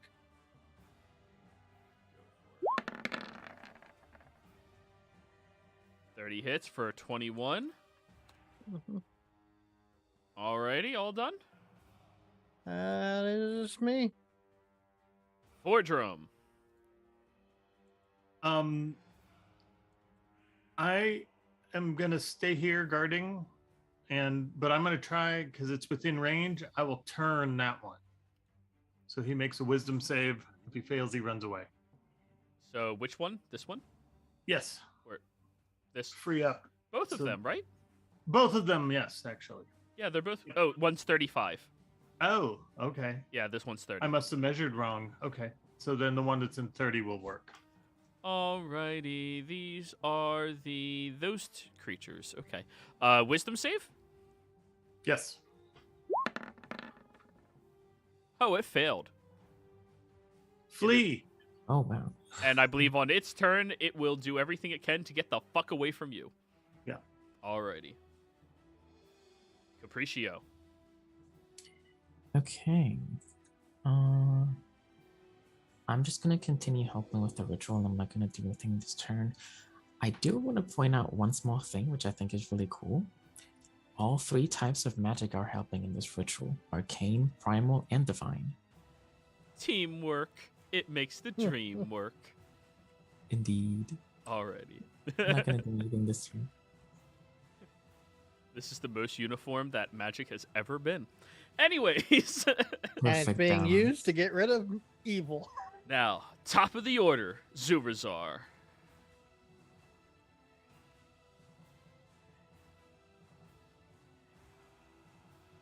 That'd be you, Capriccio. Yes, I know.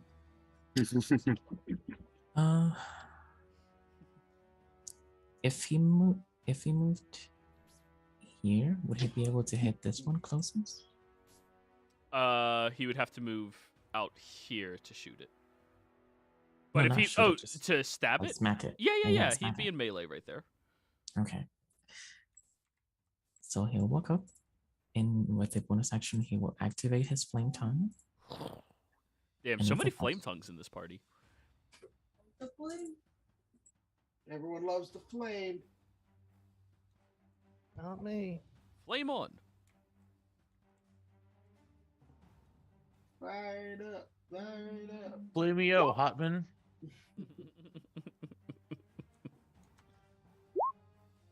22 hits for a lot. 35 damage. 35. Half for the fire. Ah. Oh, wrong number. 31 still. Yeah.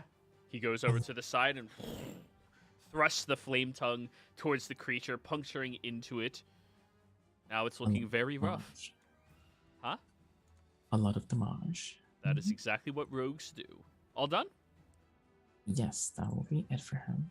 Alrighty, now it's the Wraith's turn. Well, someone hit him. It's going to attack you, Zurazar. Can't. He's supposed to be fleeing this turn, Yeah, Oh! he's fleeing. Yeah, which means me and Attacks him Zirzar get up. to beat him. sure. Both of you swing and attack. If you would like to. You don't have to. Are you kidding me? Of course I will. Just saying. That doesn't get sneak attack, does it? Yeah, it does. It does. Yes. Oh, it does? Oh, Yeah. It's Oh. each turn. This is a different turn. He misses anyway. Yeah. 11 misses, though. 16 Yeah. hits. And as it is attempting to flee back into the waters from which it came, you stab outwards towards it with your katana, and the creature disperses into more of that glistening energy. Go back to where you came from. Braska. The two of them look over at what just happened. The one back here will let out a large shriek, and Lady Teresa will call out, "That is just rude!" Advantage against you, Braska. 16 to hit misses. No. 17 No. misses. All right. Theo, you're up. Well, I can't really hit any one of them. Well, actually, if I try to Sacred Flame because it's not a beam, would I be able to hit them? Sacred Flame appears underneath them. It doesn't beam. Yeah. Cool. So I guess I'll use my attack to Sacred Flame this guy. Oh, actually, could I reach? Actually, I'm not going to steal Braska's kill. Come on. It would be so on brand. No, I'm No, not gonna that's do- me stealing Broska's kills. Oh, sorry. But yeah, it would be Dex 19. Oh. 11. So that would be 14 points of Radiant. And then bonus action, I'm going to spend the 4th level spell slot to regain 4 sorcery points. And that'll be my turn. Nice, very nice. Alrighty. How do they Next up. feel about Radiant? They'll take it. Alrighty. Braska. Time to finish the first one off. For once, there's one of them still there, ready for you to... Ready for you to quit it. You are just so oh boy about it. Oh Boy, boy, boy, boy. Sinclair left me one. Yay! I got a piece of candy. Yeah, you completely gash through it with your flame tongue with gleeful joy. I'm just gonna tear right through him and just keep the swinging momentum onto the other one.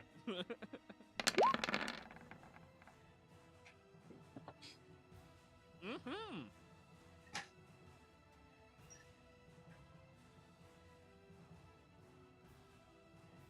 All done? Y'all remember cleave yeah. mechanics? Yeah. All right. Argon. Continuing my ritual.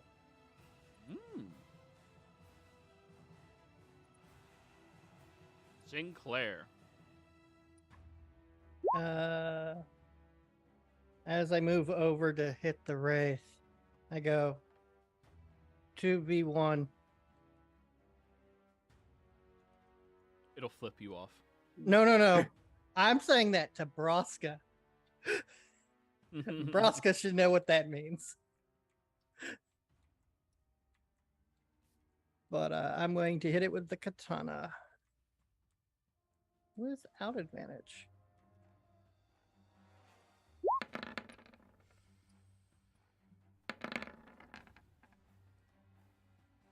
Good chunks as you slice into it 2 times.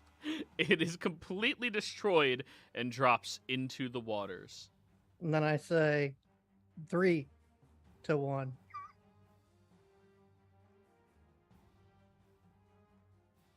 Then I walk back over to my spot. Vraska, by the time you look back over there, it's already dead. Oh. Lady Take a Teresa rock. will call out to all of you. Be forewarned, those were apparently scouts. Oh. Some They can't. more powerful being controlled them to come here and do that. Oh, that's fun. Well, threaten me with a good time, why don't you? Will the more powerful being be undead also? Or is it going to Absolutely. be? Yeah, okay. I mean, I shouldn't say absolutely. There are no absolutes in this universe. You don't have to be dead to be on the other side. That Technically. helps. Oh, yeah, it definitely helps. I'm just hoping it is not one of the Forsaken Ones or the gods forbid. It might even be one of the Vampire Lords. Good thing my weapon's silver. She'll just blink at you when you say that, and then just gives you a courtesy smile. Technically, it's made from the same rock that the very bad sword was made from. But this will not be the end of the assault from the other realm. Be prepared. She'll maneuver herself away from Argon temporarily to come over here and places one of the ravens into the water where it just ducks underneath, and you all watch as it submerges fully. She waves goodbye and it turns into a young woman passing through to the other side. I chime my little ceremonial bell as the soul transitions. And then she'll go back and keep talking to the other soul. So, you have 20 minutes of respite. It was already 20 minutes, correct? Mm-hmm. By the first encounter, it was 20 minutes, right? Yes. Yep. So that is 40 minutes in. Yep. Your spell comes to an end, Theo. You can just leave it there because you said you can do it twice. Mm-hmm. I need another perception check from you.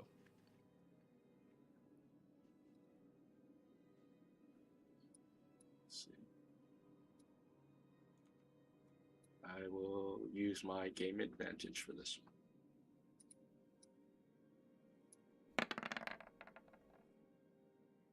Yeah. nice. 24. You keep a careful eye, peering through the water. You see a few more disturbances, but they stop just on the cusp of your vision.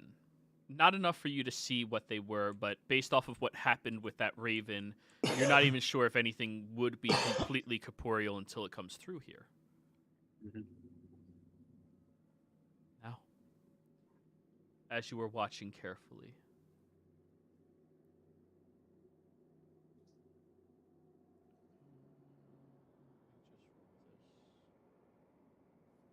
it has advantage. Um, Okay.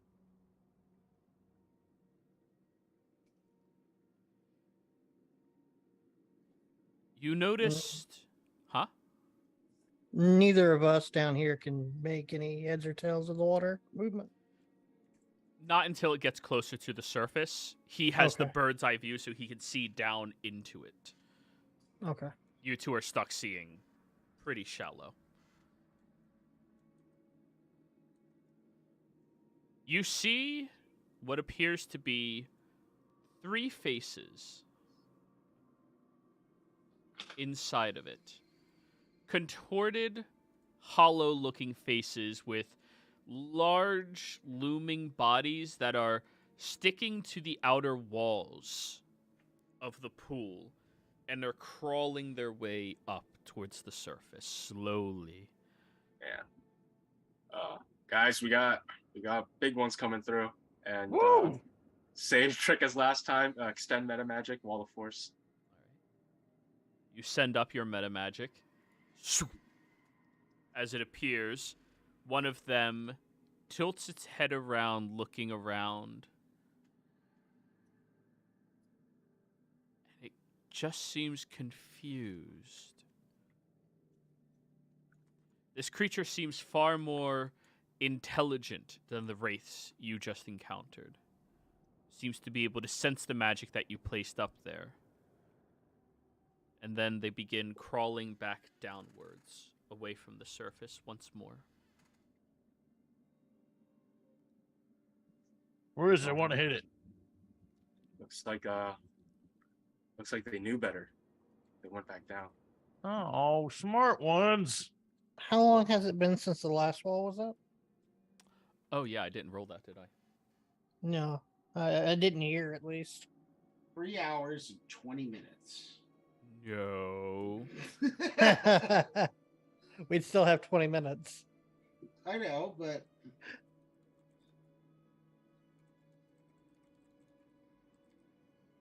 I wasn't trying to be that greedy. You all Sinclair. are 1 hour and 10 minutes in. To the That's not so bad. 1/4 of the way there. Is that after the 20 minutes Before. Theo spell? Oh, this is before. So it'll be an hour 30 in once the spell drops. If nothing else. Theo. If they decide to wait. 10 minutes go by. And then you begin to see these creatures resurface. Actually, they should probably roll their stealth again.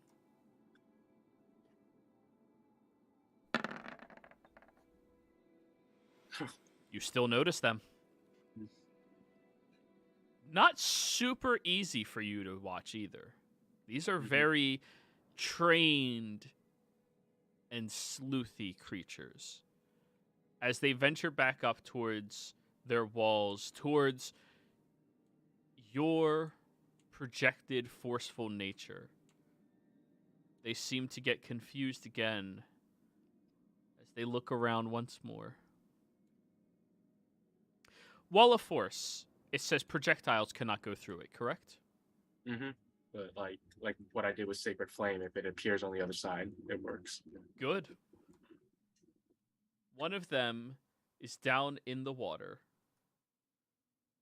Let me roll a d2 to see if it'll be Braska or Sinclair that it will be closer towards. One is Braska, two is Sinclair. Okay, then. Sinclair, what's your passive? My passive is a 18. Ooh, you would not see it then.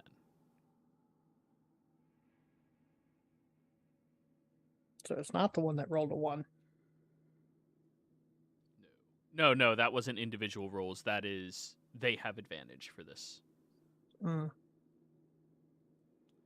Sinclair, as you are standing there, you feel a creepy chill go across your spine all the way up to your neck that causes you to just quiver and quake. I need you to give me a Constitution saving throw.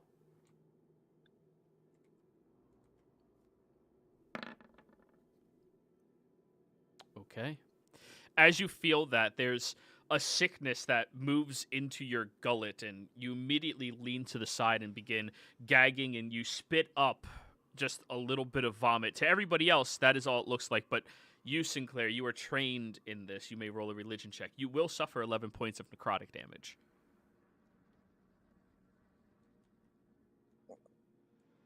Okay. So with the 5 temporary, that is 6. Well, my total 34. And minus 5. Religion, and you know what? we're going to burn my inspiration to make it a straight roll.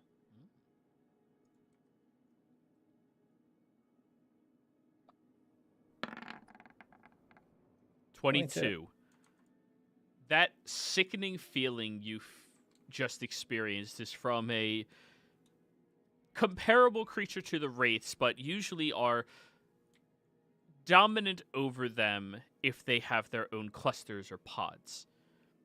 This sickening feeling you feel is probably a creature's gaze upon you, which would lead you to believe that this is a Bodok.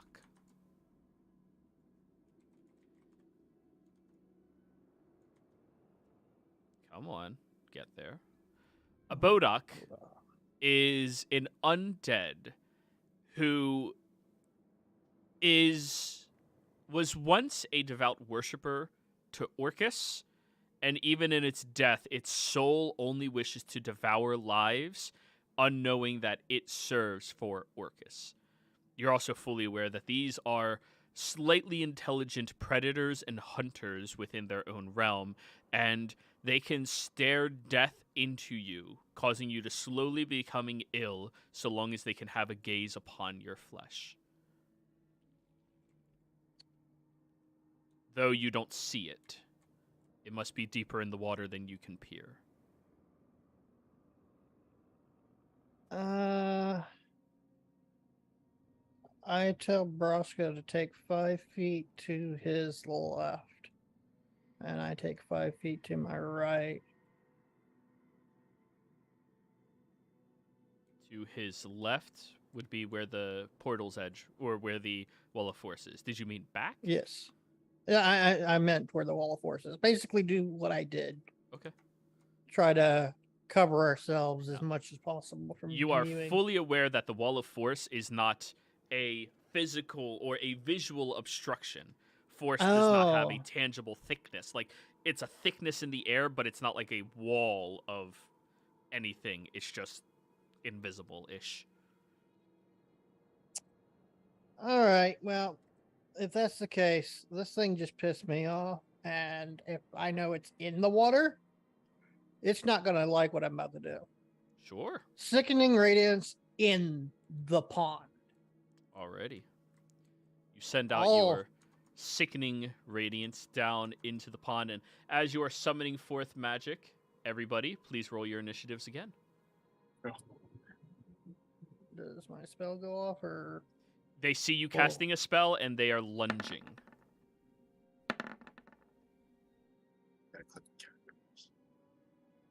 So I don't get my reaction to attack him back. Not yet. Oh, whoops! I don't need to still be setting that to the GM. No, you don't.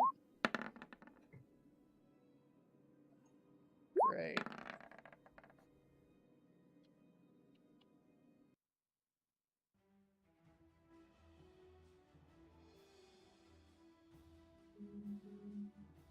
Okay.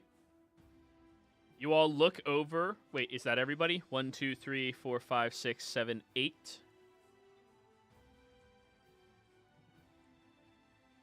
6, 7, and then 1 creature. Yep, 8. Perfect. You all look over as you see Sinclair is gathering magic to throw down inside of the pool. Argon, you are the first one to react to this. Yeah, I'm not doing anything. Theo. You can see the one down maybe 60 feet underneath Sinclair as it is getting ready to lunge and shoot itself up towards him as he begins summoning forth this magic into that area. Let's see. I did a gravity sinkhole. If I did a gravity sinkhole that was inside the pond, could I pull all of them lower into the water? Like, can I hit all 3 of them? How far can you aim your gravity sinkhole? How far away? I think it's 120 feet radius. So you would put it down 70-ish feet or so and drag all of them down, right? Yeah, it would be a 20-foot radius sphere that tries to drag all of them down and together. All if right. they make the... That could theoretically work, yeah. All right, so here we go. That's what I'm gonna do. We're throwing That's what I'm gonna be Dudomancy doing. into a portal. Let's go. Yeah. All right, what is this save, Con? Constitution, DC 19. Right. We'll do left, right, and then the bottom, okay? Right. This is... They don't have advantage on these. Left, right, bottom. Alrighty. They all failed. 10 feet. Mhm. 10 feet. 10 feet. As you're summoning forth your magic to throw down there, Sinclair, you see Theo reacts to you doing this as well, and you watch as these three creatures are pulled off of the walls and congealed down into where that little area and his aura is thrown down into the water. All of them seem to be moving around, taken aback by something affecting them and noticing them. But now you have a better view of them. That's exactly where I was going with my spell, since it's a big area. There we go. Yeah, that's a nasty combo. Sickening Radiance after Gravity Sinkhole. Yeah. Bonus action, I'm just going to spend a 3rd level spell slot to gain 3 more sorcery points. That'll be my turn. Alrighty. Now we're on to you, Bruska.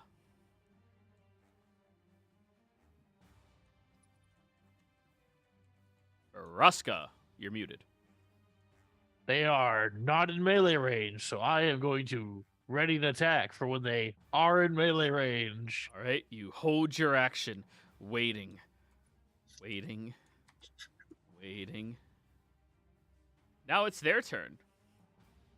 These creatures sink down into the water about 30 feet, not knowing how to swim. They are now 90 feet beneath the surface. Yeah, these creatures can't swim. Not where they come from. They were holding onto the walls for a reason. Surazar. Seeing as he can't really do much here, he's just going to take the dodge action. Very good, very good. Alrighty. Fordrum, you see the floundering creatures in there. Before you knew how to swim, yeah, you were kind of in the same boat. Get it? I've had a ring since the beginning. Mom gave me one when I left home. I've had a ring of swimming. Never mind. Yeah. I've been a fine swimmer all along. I mean, I don't. As a youth, he wasn't.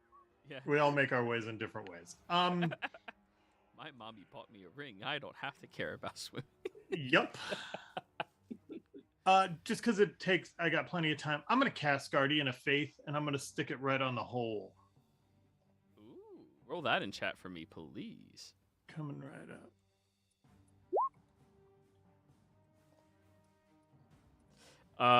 It lasts. So this is your second Guardian of Faith. This is I did not cast another one. Oh, I thought you said you were placing one next to Argon. I'm going. I was letting Argon know when this goes down, I'm gonna put one right over you. But then as I've watched what's happening and thought about it, I'm gonna cast one right on top of the right at the hole, so that they have to go through him to come out of that hole. Alrighty then. Sinclair. Everyone else seems to move faster than you in this situation, but for once it's actually advantageous for you. They are 90 feet down. I believe your spell has a range 120 of feet. 120 feet. Throw it out there. Roll the spell, please. So, sickening radiance.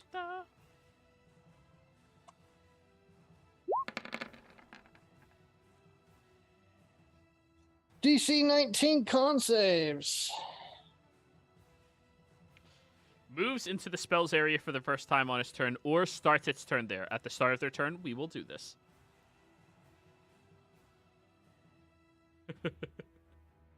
Oh, that's going to be bad for them.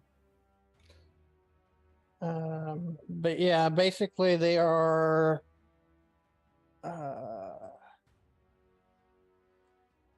there's a lot of light down there, so if there's anything else in that area, it will illuminate for Theo for the duration of this spell. Alrighty. And then if they fail their save, they will not only take damage, they'll take exhaustion and have a permanent illumination, meaning they can no longer be stealthy. Alrighty. So you all see fully these horrific-looking creatures, some disgusting undead monstrosity begins glowing brightly all the way down there. Capriccio. I'm just gonna continue helping with the ritual. Yep, everything's fine here. Mm-hmm. Argan, you're chilling? Yep, chilling. All right, Theo. Well, I mean, yeah. Why not? I'll throw another gravity sinkhole on them because I can see them in the water, right? See them Yeah. glowing. Yeah. Now they are 90 feet down. Gravity sinkhole still reaches, right? Yeah. And I'll pull them even like deeper into the sphere, wherever. Yeah. Oh, so that okay. So that's My going to spear's be a lot wider than his. Yeah.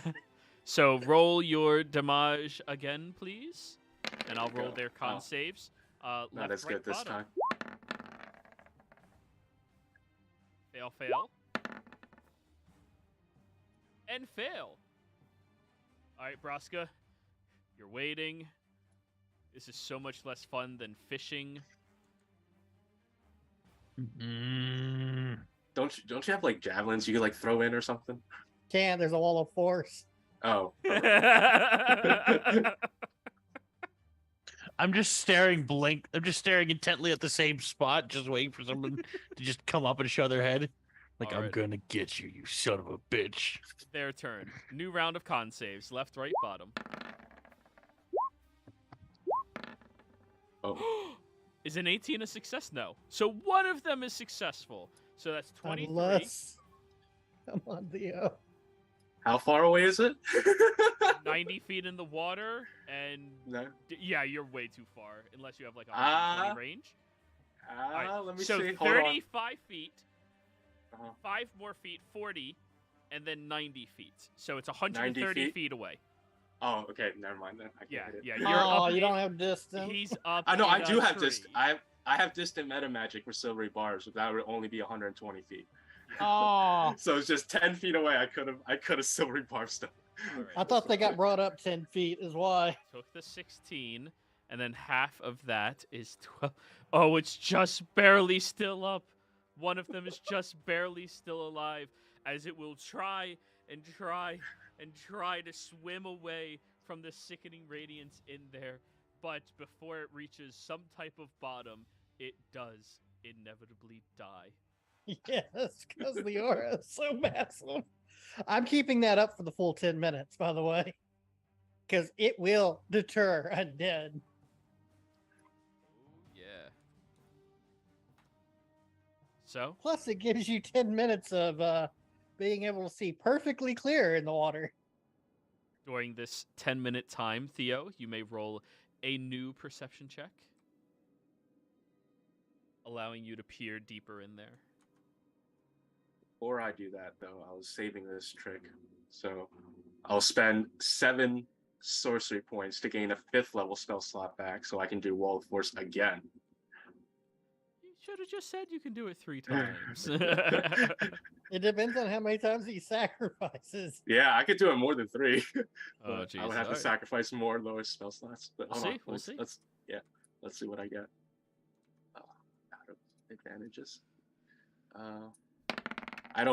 I purposely don't guide myself on these because I feel like I would be focusing on it, so I can't be guiding myself. I'll allow that. All right. Well, you've got concentration on the wall. Well, oh yeah, I would have done this after the wall drop. Well, you would have to do it before the wall drops because he has Oh. his radiance. This is you peering when the Oh, radiance right, allows you to see far deeper than you usually would. Right. 21. You see down towards the bottom of this pool, there is hundreds and hundreds of ghouls and skeletons littering the bottom of this pool, all of which trying to crawl over top of one another.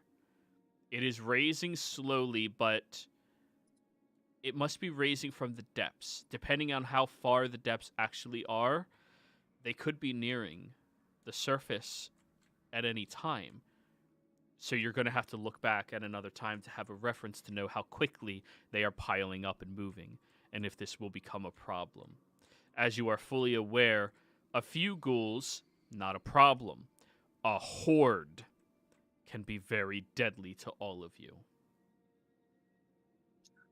I'm just gonna warn everybody for a heads up that we could potentially be facing a horde of these guys.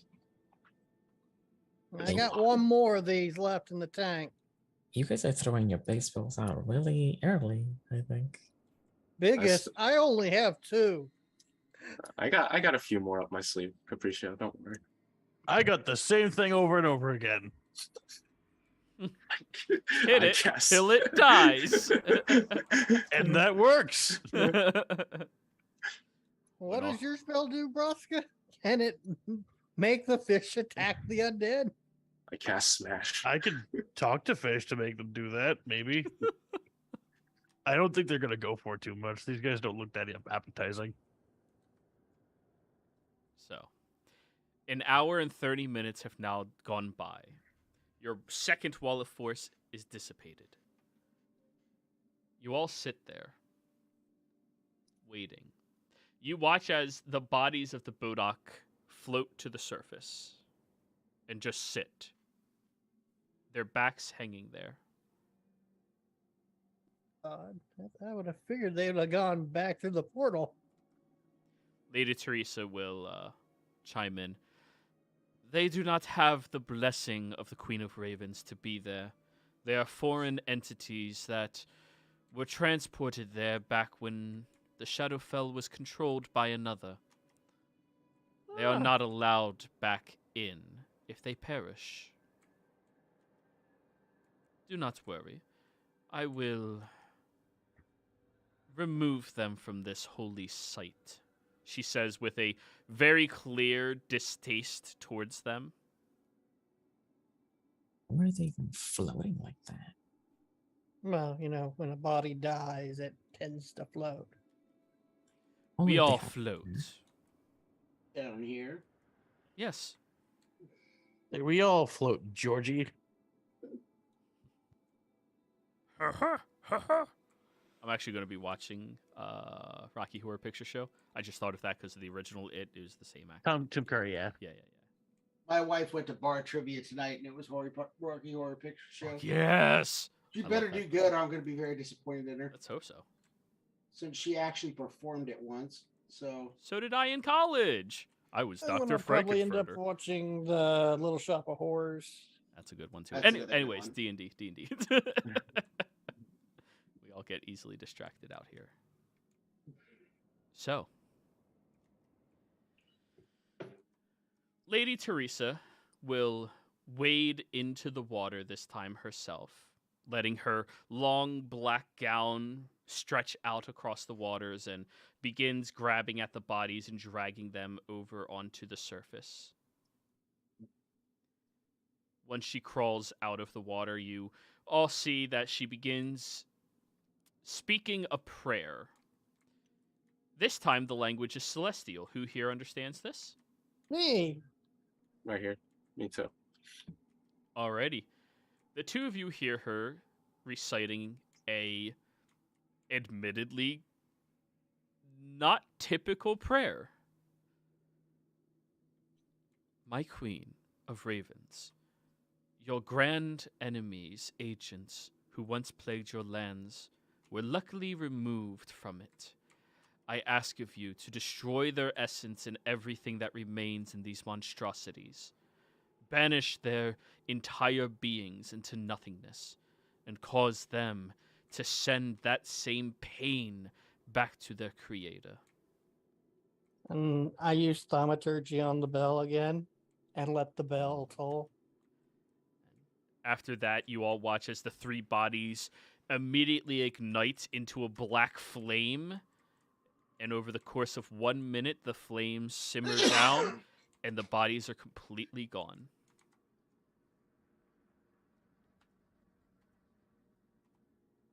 Then she'll go back to talking to the raven. So did she say extend that pain back to their Creator. creator? Yeah. Okay. You speak Only Celestial? people No. I was just Oh. clarifying. Sorry. Yeah, my bill is to the ferryman, and my faith is to the raven. So, yeah. Did those burn by her doing or by She did a prayer, and then that happened. It was as much of her doing as any magic forge room wields.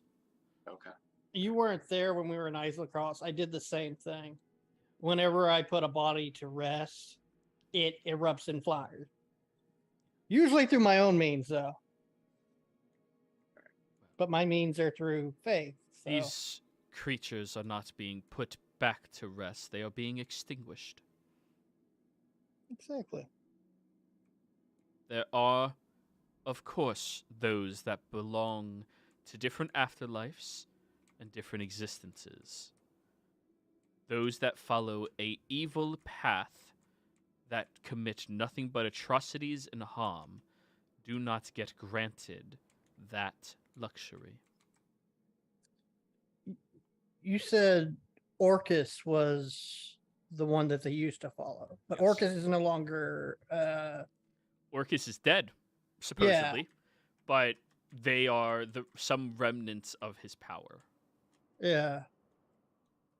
So what happens if the person that they worship no longer exists? They just in limbo? No. There is no limbo for them. They are removed. Nothing remains. Their souls destroyed in their essence completely, so that their sacrifice to their god may not go to him. Yeah, because their god was Arcus, and, well, he's supposedly gone. Or at least that's what... I just shake uncontrollably as I think of Vasselheim. That was Vecna, not Orcus. Close. Vecna is an agent of Orcus. Well, no. My time at Vasselheim. Oh, yeah. Okay, sorry. Metagaming knowledge, never mind.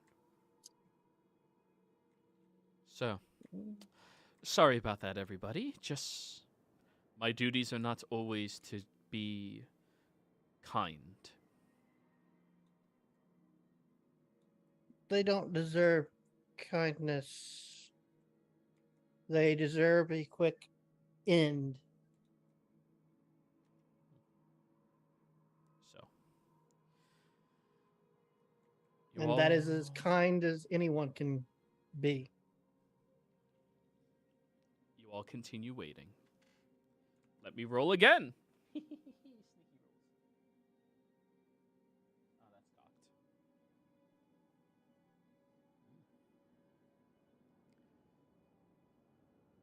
So it's been an hour and 31 minutes since the ritual was done. All right.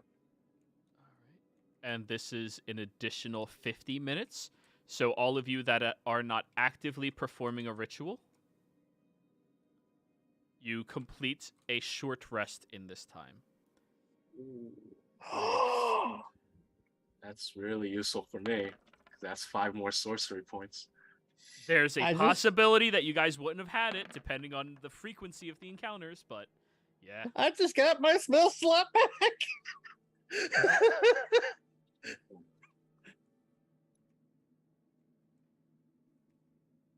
So, you continue looking down into the water. I am back too. Welcome back.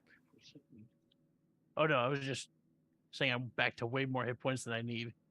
Nice. Oh yeah, we can spin hit die. Yeah.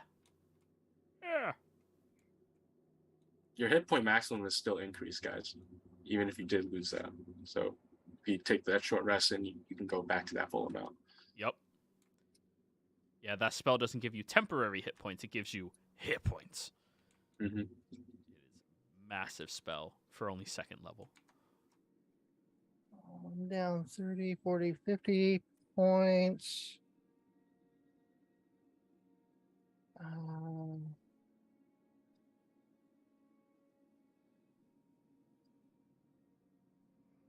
We'll do 2 with my D10s. All right. Theo, I need one more perception check from you, please. All right.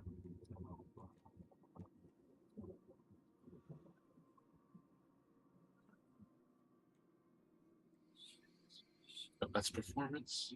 Here we Yep, go. wrong P word. What'd you get? 14. Not as good this time. Oh, jeepers. Oh, no. Yeah, those ones are just done, so I can close that character sheet. These ones aren't coming back anytime soon either.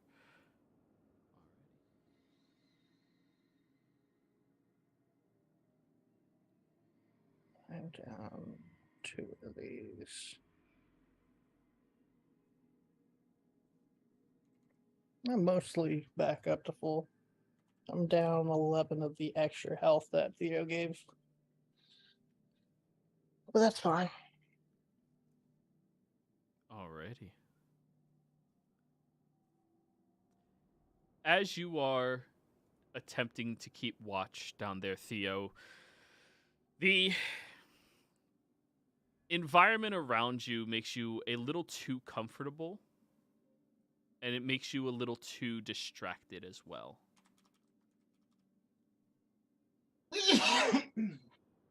As you are looking and keeping watch as best as you can, you almost think you see something, and then 10 minutes go by, nothing. And then you keep watching,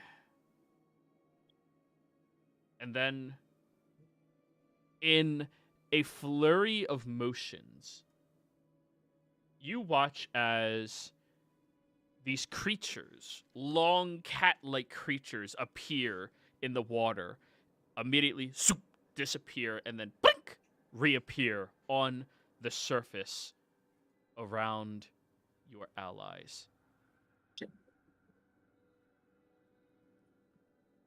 And they get their surprise round.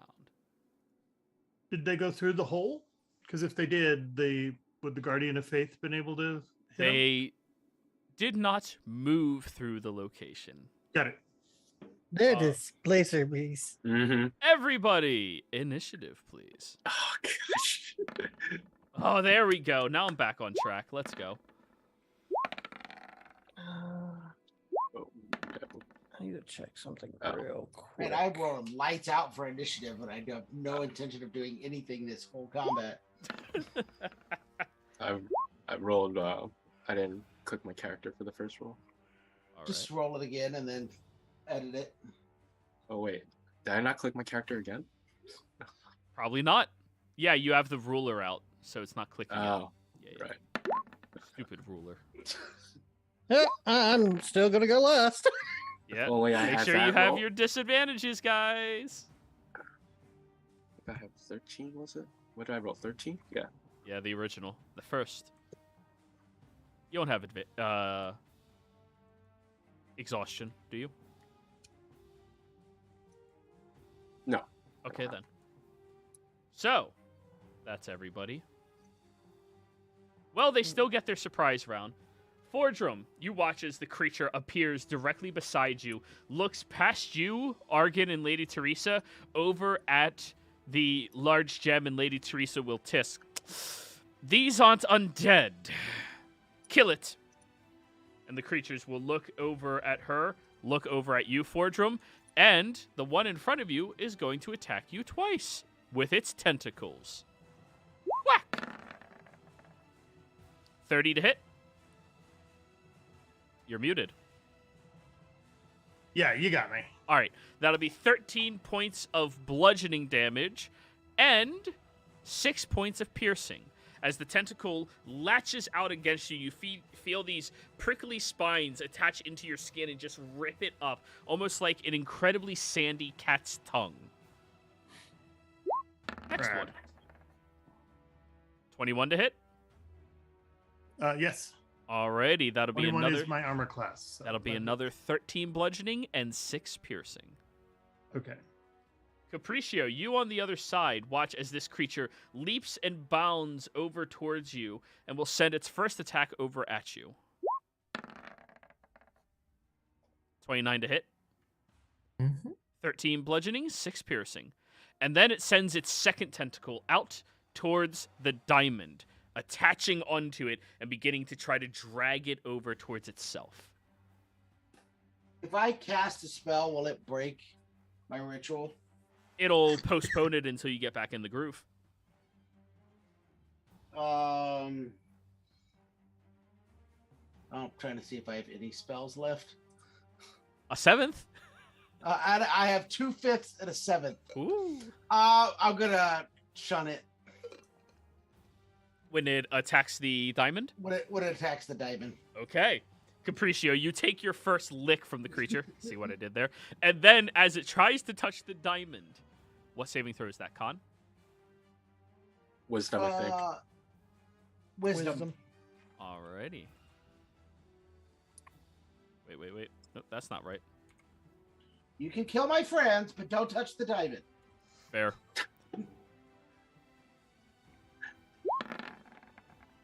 Oh, never mind. 24. Alrighty. You try to shunt it away, but it grabs onto the diamond and continues dragging it over towards itself. Is it really able to move the diamond? This creature seems exceptionally strong. Oh. And it's large, so. Okay. Alrighty. Rusk. Oh, wait, there's a third one. It will move nowhere and attack Zurazar. Tentacle. 27. Jeez, now I'm rolling good. 27 hits Zurazar, right? Yes. 13 bludgeoning and 6 piercing. The 17 hit Zurazar. No. Alrighty.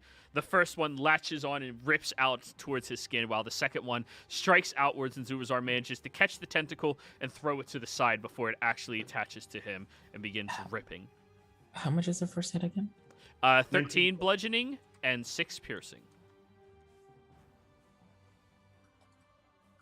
All right. Alrighty. Top of the initiative order, everybody. Argon! Well, I guess I can't do the spell while it's there. I really don't have much. I guess I'll just firebolt it because I don't really have anything else I can do. Go for it. Boom. Okay, there it goes. Firebolt. Firebolt. Okay. I don't have any spell slots for fireball. So your attack roll was only a 25 to hit. As you send it through, you see a magical illusion, but the creature seems to be standing just a little too close to its actual illusion that you were striking out for 16 fire damage. Okay.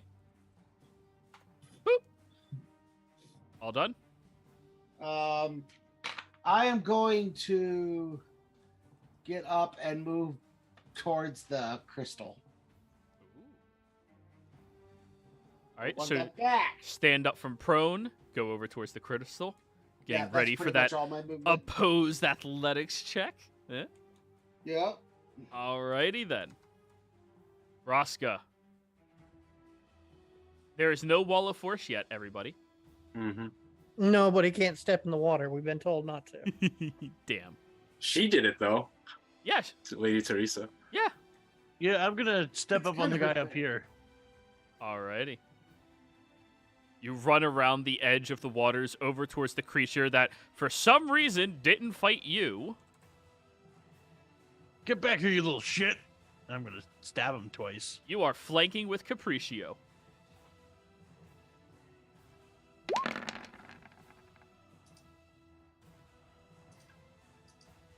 "20 hits. Or 29 hits. So that is minus 13. And then minus another 10. And then minus 10. It's starting to Is look a that little with hurt. Is that with the shimmer field or whatever they have? The shimmer field is off because it got hit. It's displacement.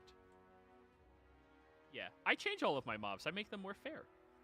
Oh, I didn't know if it was similar to Blink or if it was. No. It's its own thing. Alrighty, Braska. All done? Yep. Next up, we have you, Fordrum. Oh. Well, I've got one right in my grill. It's probably whatever it's called, disadvantage to attack it. You? Yes, you do. Yeah. I'm gonna just banish it. I'm not even gonna. I'm gonna just try and banish it away. So, make a Charisma whatever save. Charisma? Yep. Oh, it's so Charisma. good at these. 7. As the creature is getting ready to send more tentacles out towards your face, you just stare at it, hold your holy symbol, and a burst of fire shoots out as the creature is ejected into another faraway realm. Cool. I'll take that. Alrighty. All done, Fortrum? Kind of. I'm gonna run 1, 2, 3, 4, 5. I'm gonna run to there and try and grab. I don't want to grab the diamond, so if Argon's hands are on it, I'm gonna grab Argon. Okay. It's Well- just a little yuckier than something I really want to touch. That's fair. That's so- fair. Argon is much cleaner than that diamond, morally Well- speaking. You sure about He hasn't that? bathed in 3 days. Morally, he's much closer to gray. Like, Yeah, Yeah, that's true. he's fine. That kind of dirt don't hurt. So yeah. some just right themselves. So yeah, that's all I'm doing. I'll stay there. Capriccio. This son of a bitch hit you. Dead. So you will see a thorny vine grow out of my arm, acts like a sort of whip, and as I'm about to strike, I go, "I have a blink dog. Don't make me call him." Fluffy. You whoosh. Is that a ranged attack or is that a melee attack with a range of 30? Melee. That is melee. That is a melee? Good. All right, give Roll20 a minute to load because I hit show spell description and now it's freaking the fuck out. Yeah, you can use it as a melee or within 30 feet. There we go. Yeah, 27 hits for 8. You crack into it and the creature looks, well, closer to hurt. All done? That'll be my turn. Does it react to me mentioning a blink dog? Just for the It hisses at you. Alrighty, Theo, your go. All right. Guess I'll just shoot at the one that's trying to grapple the diamond. Yeah. Yeah, there's no walls in the way. You can shoot. Yeah. Here we go. You can see. You can fight. Oh. The first 2 hit. Mhm. So 11 and 14. Oh, it's I looking added that. pretty hurt now.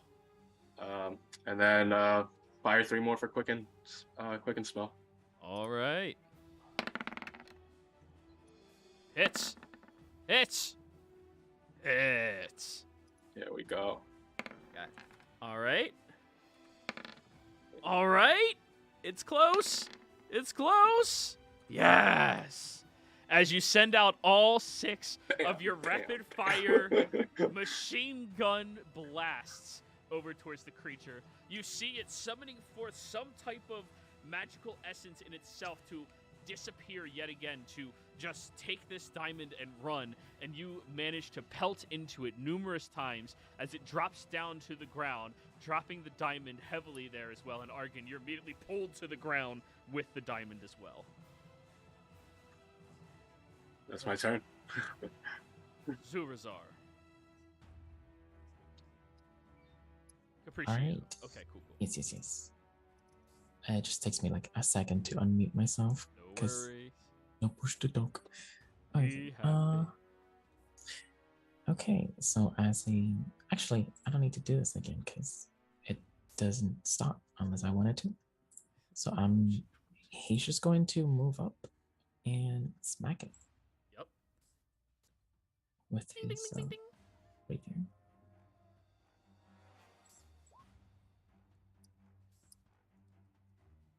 "23 hits."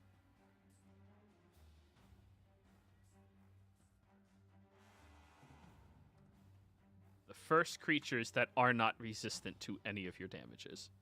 The sneaky fuckers. Does Oh. it not have its displacement? Ooh, yes. Thank you for correcting that roll again. Nobody's hit it yet, so it still had displacement. And Come on. 13 just barely hits. You're fine. Nice. They're not Use that super damage, right? powerful. They're just... do you Alrighty. just want to use the same damage? Yeah, we will. Okay, yeah. It's easiest if we do that. Alrighty, that's the end of his turn. Now it's their turn. Ooh.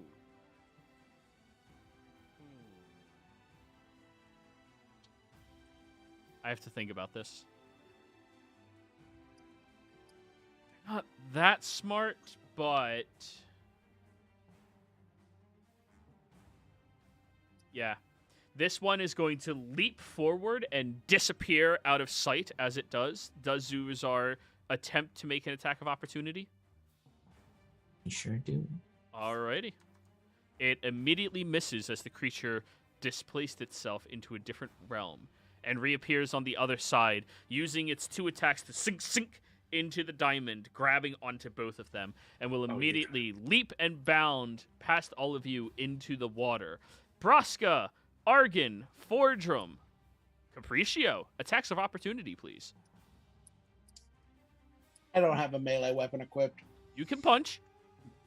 Oh God, You really? can. You can. And thanks to it getting hit last round, nobody has disadvantage. Actually, let me see how much damage this thing does. 12 to hit. 12 just barely misses. We could have gotten there. I just needed to kill it with my fist. That way I could run up Braska the way he keeps one-upping my spell casting.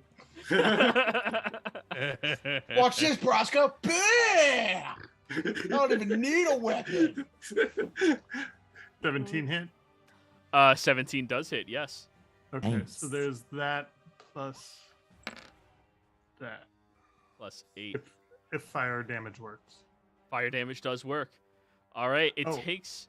Yeah, Wait, there's one more, and I also get another but wait, Deeds. there's more. 8, 9, 10, 11, 22 points for the. Woo! As 2 of you... What weapon did you just attack with, Capriccio? My moonsicle. Oh, yeah! So, as you try to sickle the creature, Argon tries to just straight up punch a motherfucker. He hits, just not... he doesn't have good form, so it's just like think, off of it. Forgem and Braska do, however, strike into the creature heftily as it leaps past all of you. All right, what's its movement? So that would have been 20 feet long jump, and it will go into the water 20 more feet. Swimming. Oh, wait, half speed. 30 more feet down into the water. Wait, 10 more feet into the water. It is 10 feet below the surface. All right? Sinclair.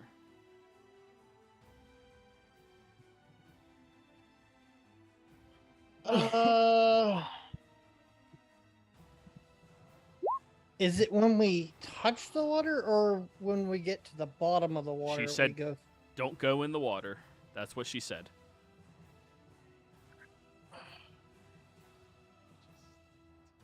Comfort zone. About to show you my comfort zone. Oh, I can't tell how healthy this thing is because the other Alright. one's on it. Are you threatening to wound oh, me? you can't see its hit point bar? I can't because the other displacer. It beast. looks hurt. Okay. Yeah, it looks hurt. Yeah, we're gonna try to go all out. I'm going to. It's been hit, so there's no disadvantage. Bonus action. Samurai's challenge. I'm going to pull my Yumi and fire it at the displacer beast. It is within the first range increment, so I don't have disadvantage on the attack roll. Perfect. The water. And I am firing my magical arrows into the water with it. Perfect. Pew! Shoot the motherfucker. Yeah. So advantage.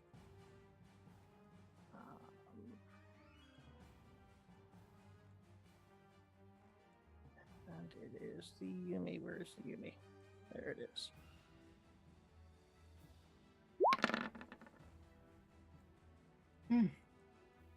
Yeah. Oh, yeah, that hits. Hang on. We'll take an additional 6. Yeah. It's looking significantly more hurt. Second attack.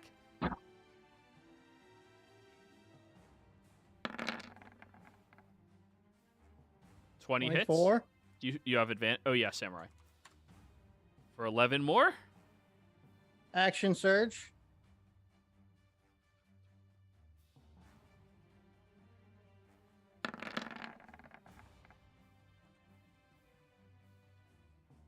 Hits for 16 more damage. That takes it out. How do you want to do this? So the first shot hits the 10, or you said claws are in it? So it's like patting a cat. It has tentacles, and then these tentacles have these like gripping teeth that are sunk in against it, gripping and holding onto it. Okay, so like batting a cat's paw away. First arrow hits one, second arrow hits the second one, the third arrow hits it in the head, and for good measure, the fourth one is going to shoot it back into the freaking abyss where it came from. So we will be firing the last one into it. Alrighty, you shoot into into the creature as it is sinking down, and the diamond crushes into its body, causing it to go down even further. We are not out of initiative yet. The diamond is in the water. Argon. I am going to move. Oh. Where are you moving?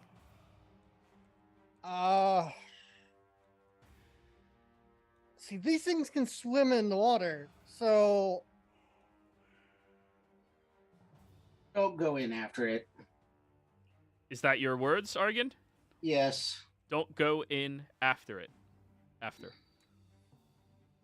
I can't let those things get hit. So I'm just gonna use my words to say, Raven Queen, don't take me yet, as I leap into the water to where the... Alrighty. As you ignore your ally's warning. I can't let that thing get into... We have ways of getting it out. Yep. Yeah, you only have 4 words in combat. Ah. Yeah. So, Sinclair, you dive into the water, and all of you watch as the body... Don't stop. That's all that... Those are 3 of the 4 words that I... As his body hits the surface of the water, you see it immediately go still as a projection of his soul begins moving through the water, and Teresa shakes her head. All right, Sinclair, you are out of the combat. Argon, your go. Argon casts Bigby's hand. The spell with enough range and more than enough strength to lift the diamond, and goes and pulls it out of the water. So, the hand dives into the water and begins dragging the diamond up to the surface, placing it back where it needs to go. Sinclair. Boardroom looks over at Argon and goes, "Are you going to grab Sinclair too?" Yeah, once I get the diamond out. Okay. Okay.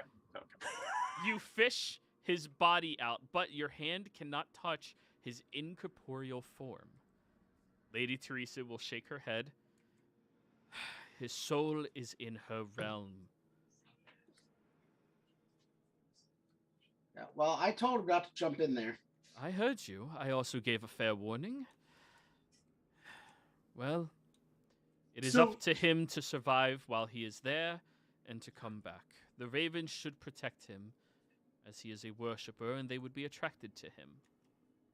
Sinclair, your soul is swimming around in there trying to break the surface, but there's like a barrier that you cannot pass through as a soul, even as you see your body is right there being drug away by your allies.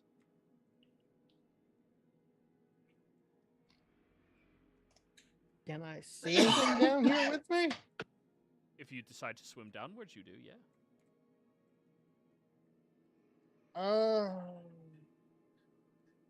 So it's been about 2 hours into this whole ritual that they have to do. I'm scrolling up looking for my last post. 2 hours and 10 Yeah. minutes, yeah. Okay.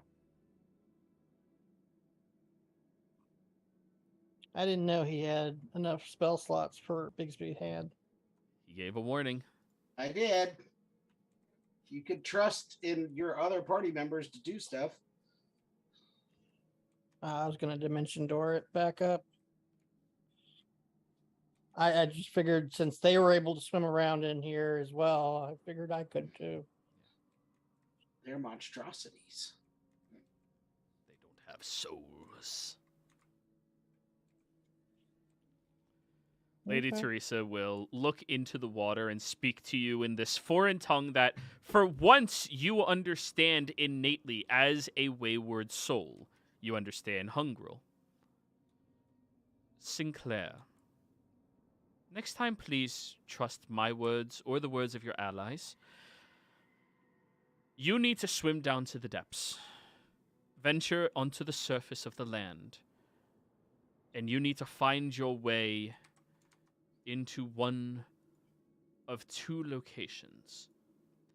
Evernight City, you will see, is ablaze by some of the only color you will notice. It is a running, flowing lava that cuts through the entirety of this burning woods landscape. Once you are there, you either head over to the haunted pier and try to find a ferryman, or you go to the Castle Nowhere, and you have to strike a deal with one of them to let you out. If you do not choose one of these two paths, you must survive for 48 hours in that landscape before you will be brought back into your body. Do we hear this like in our language on our end? You all hear her speaking a foreign language to you, but none Damn! of you hear any understand it. Yeah. So many jokes. Okay.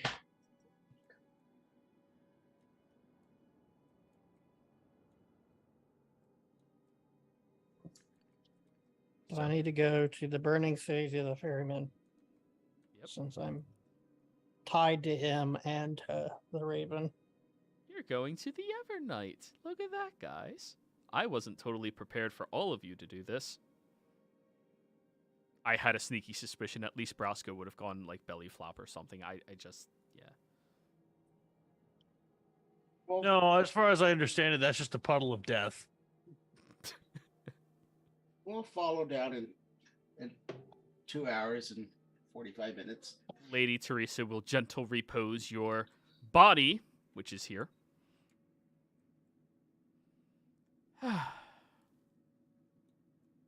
Well then. I suppose now we have to wait and hope nothing else encounters.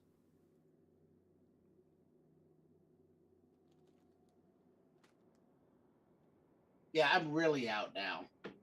I know I keep saying that and then keep pulling spells out, but Alrighty. Private roll. Let's go. Wow. What's the last one?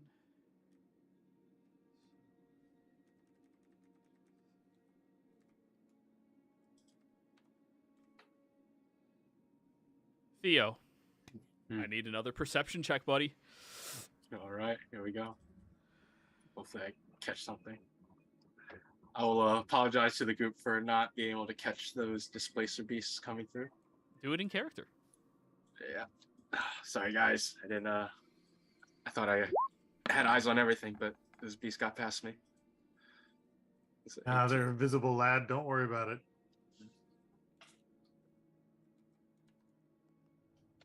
$18. 3 hours and 30 minutes go by. Argan, there is a sweat dripping down your brow, alongside with your two allies who, Fordrum, you've never worked this hard on a ritual before. You've performed your own magics over incredible periods of times. You have sit over a smelting pot and furnace indefinitely. Yeah. But leaning over, hunched back, drawing into the area, erasing, drawing again, reflecting with his notes, making sure everything is perfectly symmetrical. This is a type of labor you've never done before.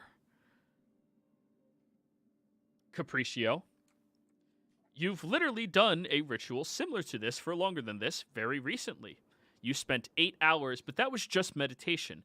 This, you're just flying around, drawing in the dirt. Luckily, you have wings to carry you, so you don't have to hunch over to do it. It's much easier on your back. Yep, flying around, drawing in the dirt. That's what I do all day, every day. Welcome to that fairy life. I literally keep a guard of him. Come on.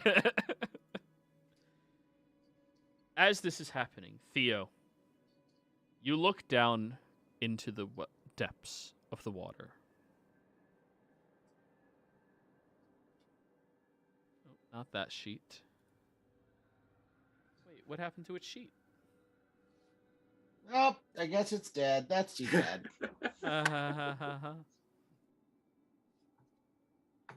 What a shame. There it is. Ooh, nope, that's too big. It's not that many's big. That thing's big. All right, rolling its stealth.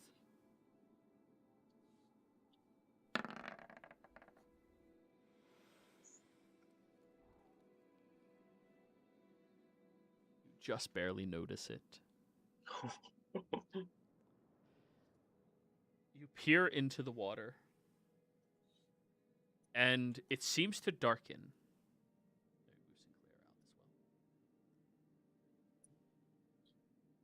At first, you think it's a darkening, almost like a shift in time of day through the mirror into this other realm. But then you remember the Shadowfell does not have times of days. It does not have shift in brightness in anything. It is degrees of gray, white, black, and dull. Then you look closer at this darkness, and it is a creature whose arm spans can grab on either side of this pond, moving itself up slowly. Oh. You see Sinclair's spirit swimming underneath it, waving its hands as a warning. Holy crap. Something big is coming through, guys, and I'm going to. I mean, I have the slot, so I'm going to Wall of Force and extend meta magic. So that will at least cover everything but the last 10 minutes. Yup. You throw it up. Mm-hmm. Your wall as the creature swims up towards the surface. You all see it. It is too large to fit through the cracks of your walls as they are placed around this area. But you see this lanky, long, undead abomination with wisps of shadows falling off of it. The embodiment of the Shadowfell in some variety, as it is touching your walls and squeezing them with the underside of its palm. It looks confused. And Lady Teresa takes an instinctual step backwards.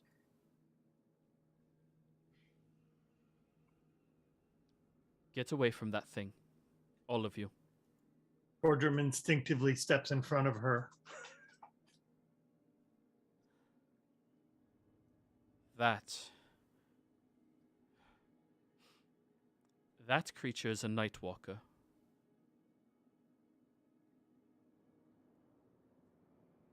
She looks at each of you, looks at the diamond, looks over at it. That is an unkillable tyrant.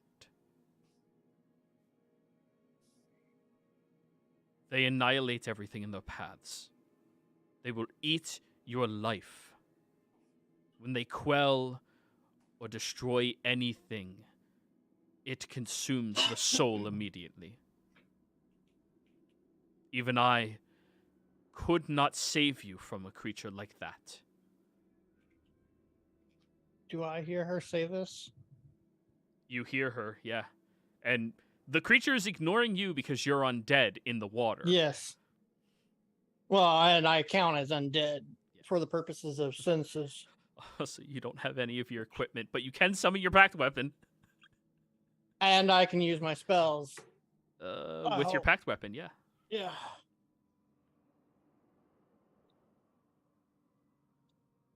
If it kills you, there is no soul to be brought back. There is nothing. I'll buy you the last 10 minutes, I say in Hungrel. Because I'm guessing that's the only language I can speak under here. That is correct, but she'll look down at you and shake her head no. No, no, no, no, no. I made a promise, my lady. She will drop down to her knees, holding her hands together, and call outwards. Queen of Ravens, please. These are champions of your realm, and champions of the realm of the living alike. They do not deserve this type of treatment. Their lives and souls are too valuable to the maps and the scapes that they are destined to interact with. Please grant us your blessing. Please stop the Nightwalker from entering into this realm. She will use her divine intervention. I will say, as she's finishing saying that, I made a promise, my lady, to one man's mother, to the remains of a fallen comrade, that I would not let another fall. If need be, I will channel every ounce of my energy to keep it down here for the last 10 minutes. Sinclair, I am able to cover another one if I convert some more sorcery points into a 5th level. So I can cover that last one, but I'm gonna need a little bit of time. I can't understand you down there. Yup.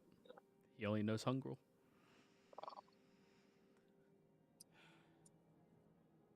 Lady Teresa will shake her head towards you, Sinclair. The Queen will protect us. Go. Get to where you need to be. The Queen always protects. As the creature's gaze shifts over towards her, there's a comprehension behind it as it is staring up towards each of you. It just looks around. Seems to be analyzing all of you. Taking you all in. And then you hear this echoey, whispery voice coming up. You all possess magic that belongs to me. I carried that fucking thing so far. Argon technically helped, but no. I ain't letting you take that shit. Your God cannot keep me from finding you. I can sense that stone.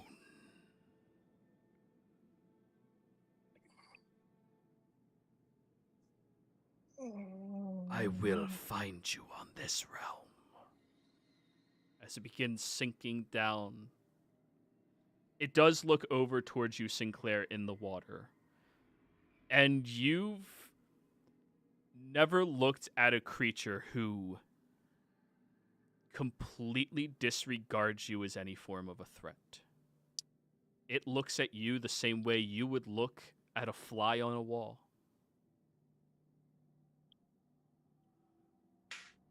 As it sinks lower and lower, Lady Teresa will call out to you, Theo. Can you do your magic again? Yes, I have.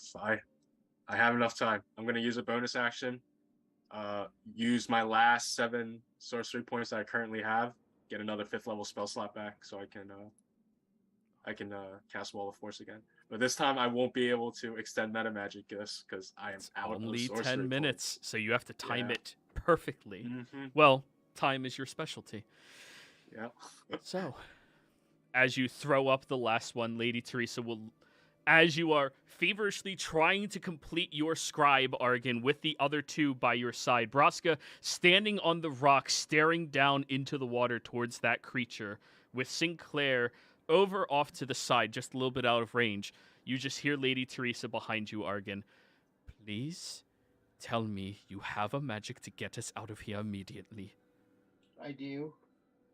As What soon about Sinclair? take his body, the soul will find its way. Okay. I will guide it, but we cannot be here if that creature comes back. I cannot save you. I can get us out of here. Good. Then. I will. Actually, yeah, you know what? I will. Hearing that, I will bonus Actually- action and Misty Step over. Actually, wait, Argon, save Yeah? your magic. I can take us back to the funeral parlor if that's where we want to go. I think anywhere. Oh, there is are trees in fine, here. So Yeah, if there's you lots could of take trees. us- if you could take us to the funeral parlor, I think that's fine. We just Okay. want to go anywhere. Okay. In that case, I need you all to hold Well, hands. not until we're done. Or has it been the 10 minutes? Not quite yet. You're nearing the end Yeah. of it, but his spell is going to end exactly when you are completing this. Can I try and rush it? You certainly can. Can I help try and rush it? I don't know how. I feel like you Ritual would give- caster? I feel like. Oh, okay. Ritual. Okay, so now you join in helping too. Okay. Alrighty. You jump in and you're like, okay, yeah, so you need the squiggly here, and then you need the woo-woo here, and then and then like you're actually helping. With one My more God, hand. How did I not see that before? Roscoe, you're a genius. I know. You guys have been leading Just one too of my well. many great things. As the spell comes to an end, Theo, it flickers for a moment and disappears. In the depths of the water, Sinclair, did you heed her warning or anybody else's warning? I've got my pack weapon out. I'm asking both the ferryman and the queen, do they need more time? The queen does not. If do the trust. bell rings, Bell rings. The ferryman is looking. yeah, that's what I'm wondering. You're waiting. Because I'm watching the second that wall drops, I'm going to throw something up there. Well, the creature already sunk downwards. Yeah. But you see it standing at the bottom with the hordes and hordes of ghouls just watching, waiting. As How you're far? Yeah. How far are they from me? That's up to you. I've asked if you are leaving.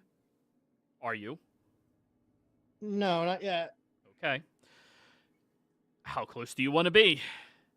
It's within a Uh, range of 400 feet, the depths of this pond. Oof. And they're all the way at the bottom. They're all the way at the top.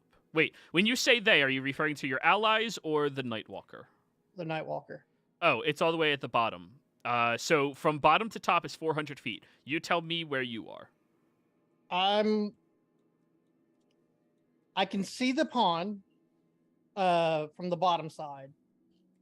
I want to be Yes. within 120 feet that I can see that's above all the horde. So I'm probably about 80 feet away from the horde inside the Shadowfell. Okay. The second I notice that wall drop, I am popping Sickening Radiance and Dimension Door. And you're positive about this. After Yes. all of my narration of this creature, after I have- every warning that everybody has given, you're sure of this action. Based off of the worry on her face and everything that was said, Alrighty. that gem needs to be destroyed, and buying them the extra 10 minutes does that. Alright. Well, of course, it's still out. As the But wall Dimension of Door does get me at least some running start. as the wall of force drops, you watch this creature raise its arms, and the hordes of ghouls seem to be rushing and shooting upwards with it up towards the surface. As that is happening, you throw out your sickening radiance, which is enough to start destroying the undead, but also enough for the Nightwalker's attention to be fixated onto you, Sinclair. Yep. All of you gather his body, run over towards the nearest tree that Capriccio has readied for you. That's not what I'm doing. I can't do that anymore. Oh, then which one are you doing? I need all of you to hold hands and be quick about it.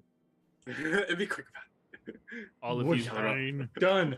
you all hold hands, and you all disappear, reappearing far away.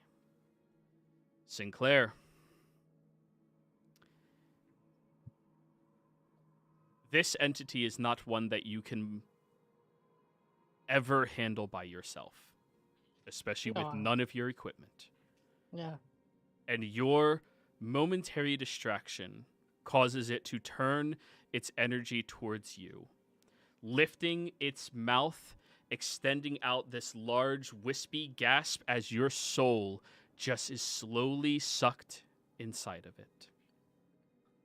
Okay, so its suck range is 80 feet. It absolutely hits 80 feet. Okay. I wasn't sure how far away I'd have to be. That's why I was going to throw up Sickening Radiance to buy them time, and then Dimension Door second I passed it.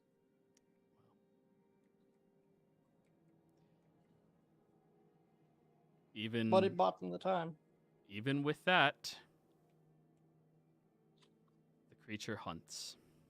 Yep. As the apex predator of the Shadowfell.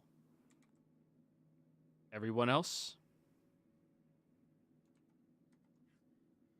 You reappear. Where? Capriccio? Funeral parlor. You all reappear inside the funeral parlor,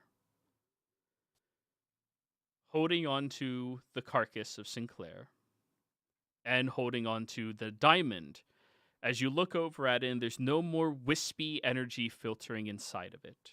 In all of the commotion, none of you took in the experience of watching the necrotic energy from it slowly sift out and filter into that water and start pushing downwards. Though as it was going down, all of you noticed that there was a divinely glowing bright radiance from inside those depths. And the creature, for some reason, did not breach the surface. I think that's where we're calling the session this week, everybody. All right. Whew. Players, thank you all very much for playing. Viewers, thank you for watching. Hope you all had a good time. We'll see you next week.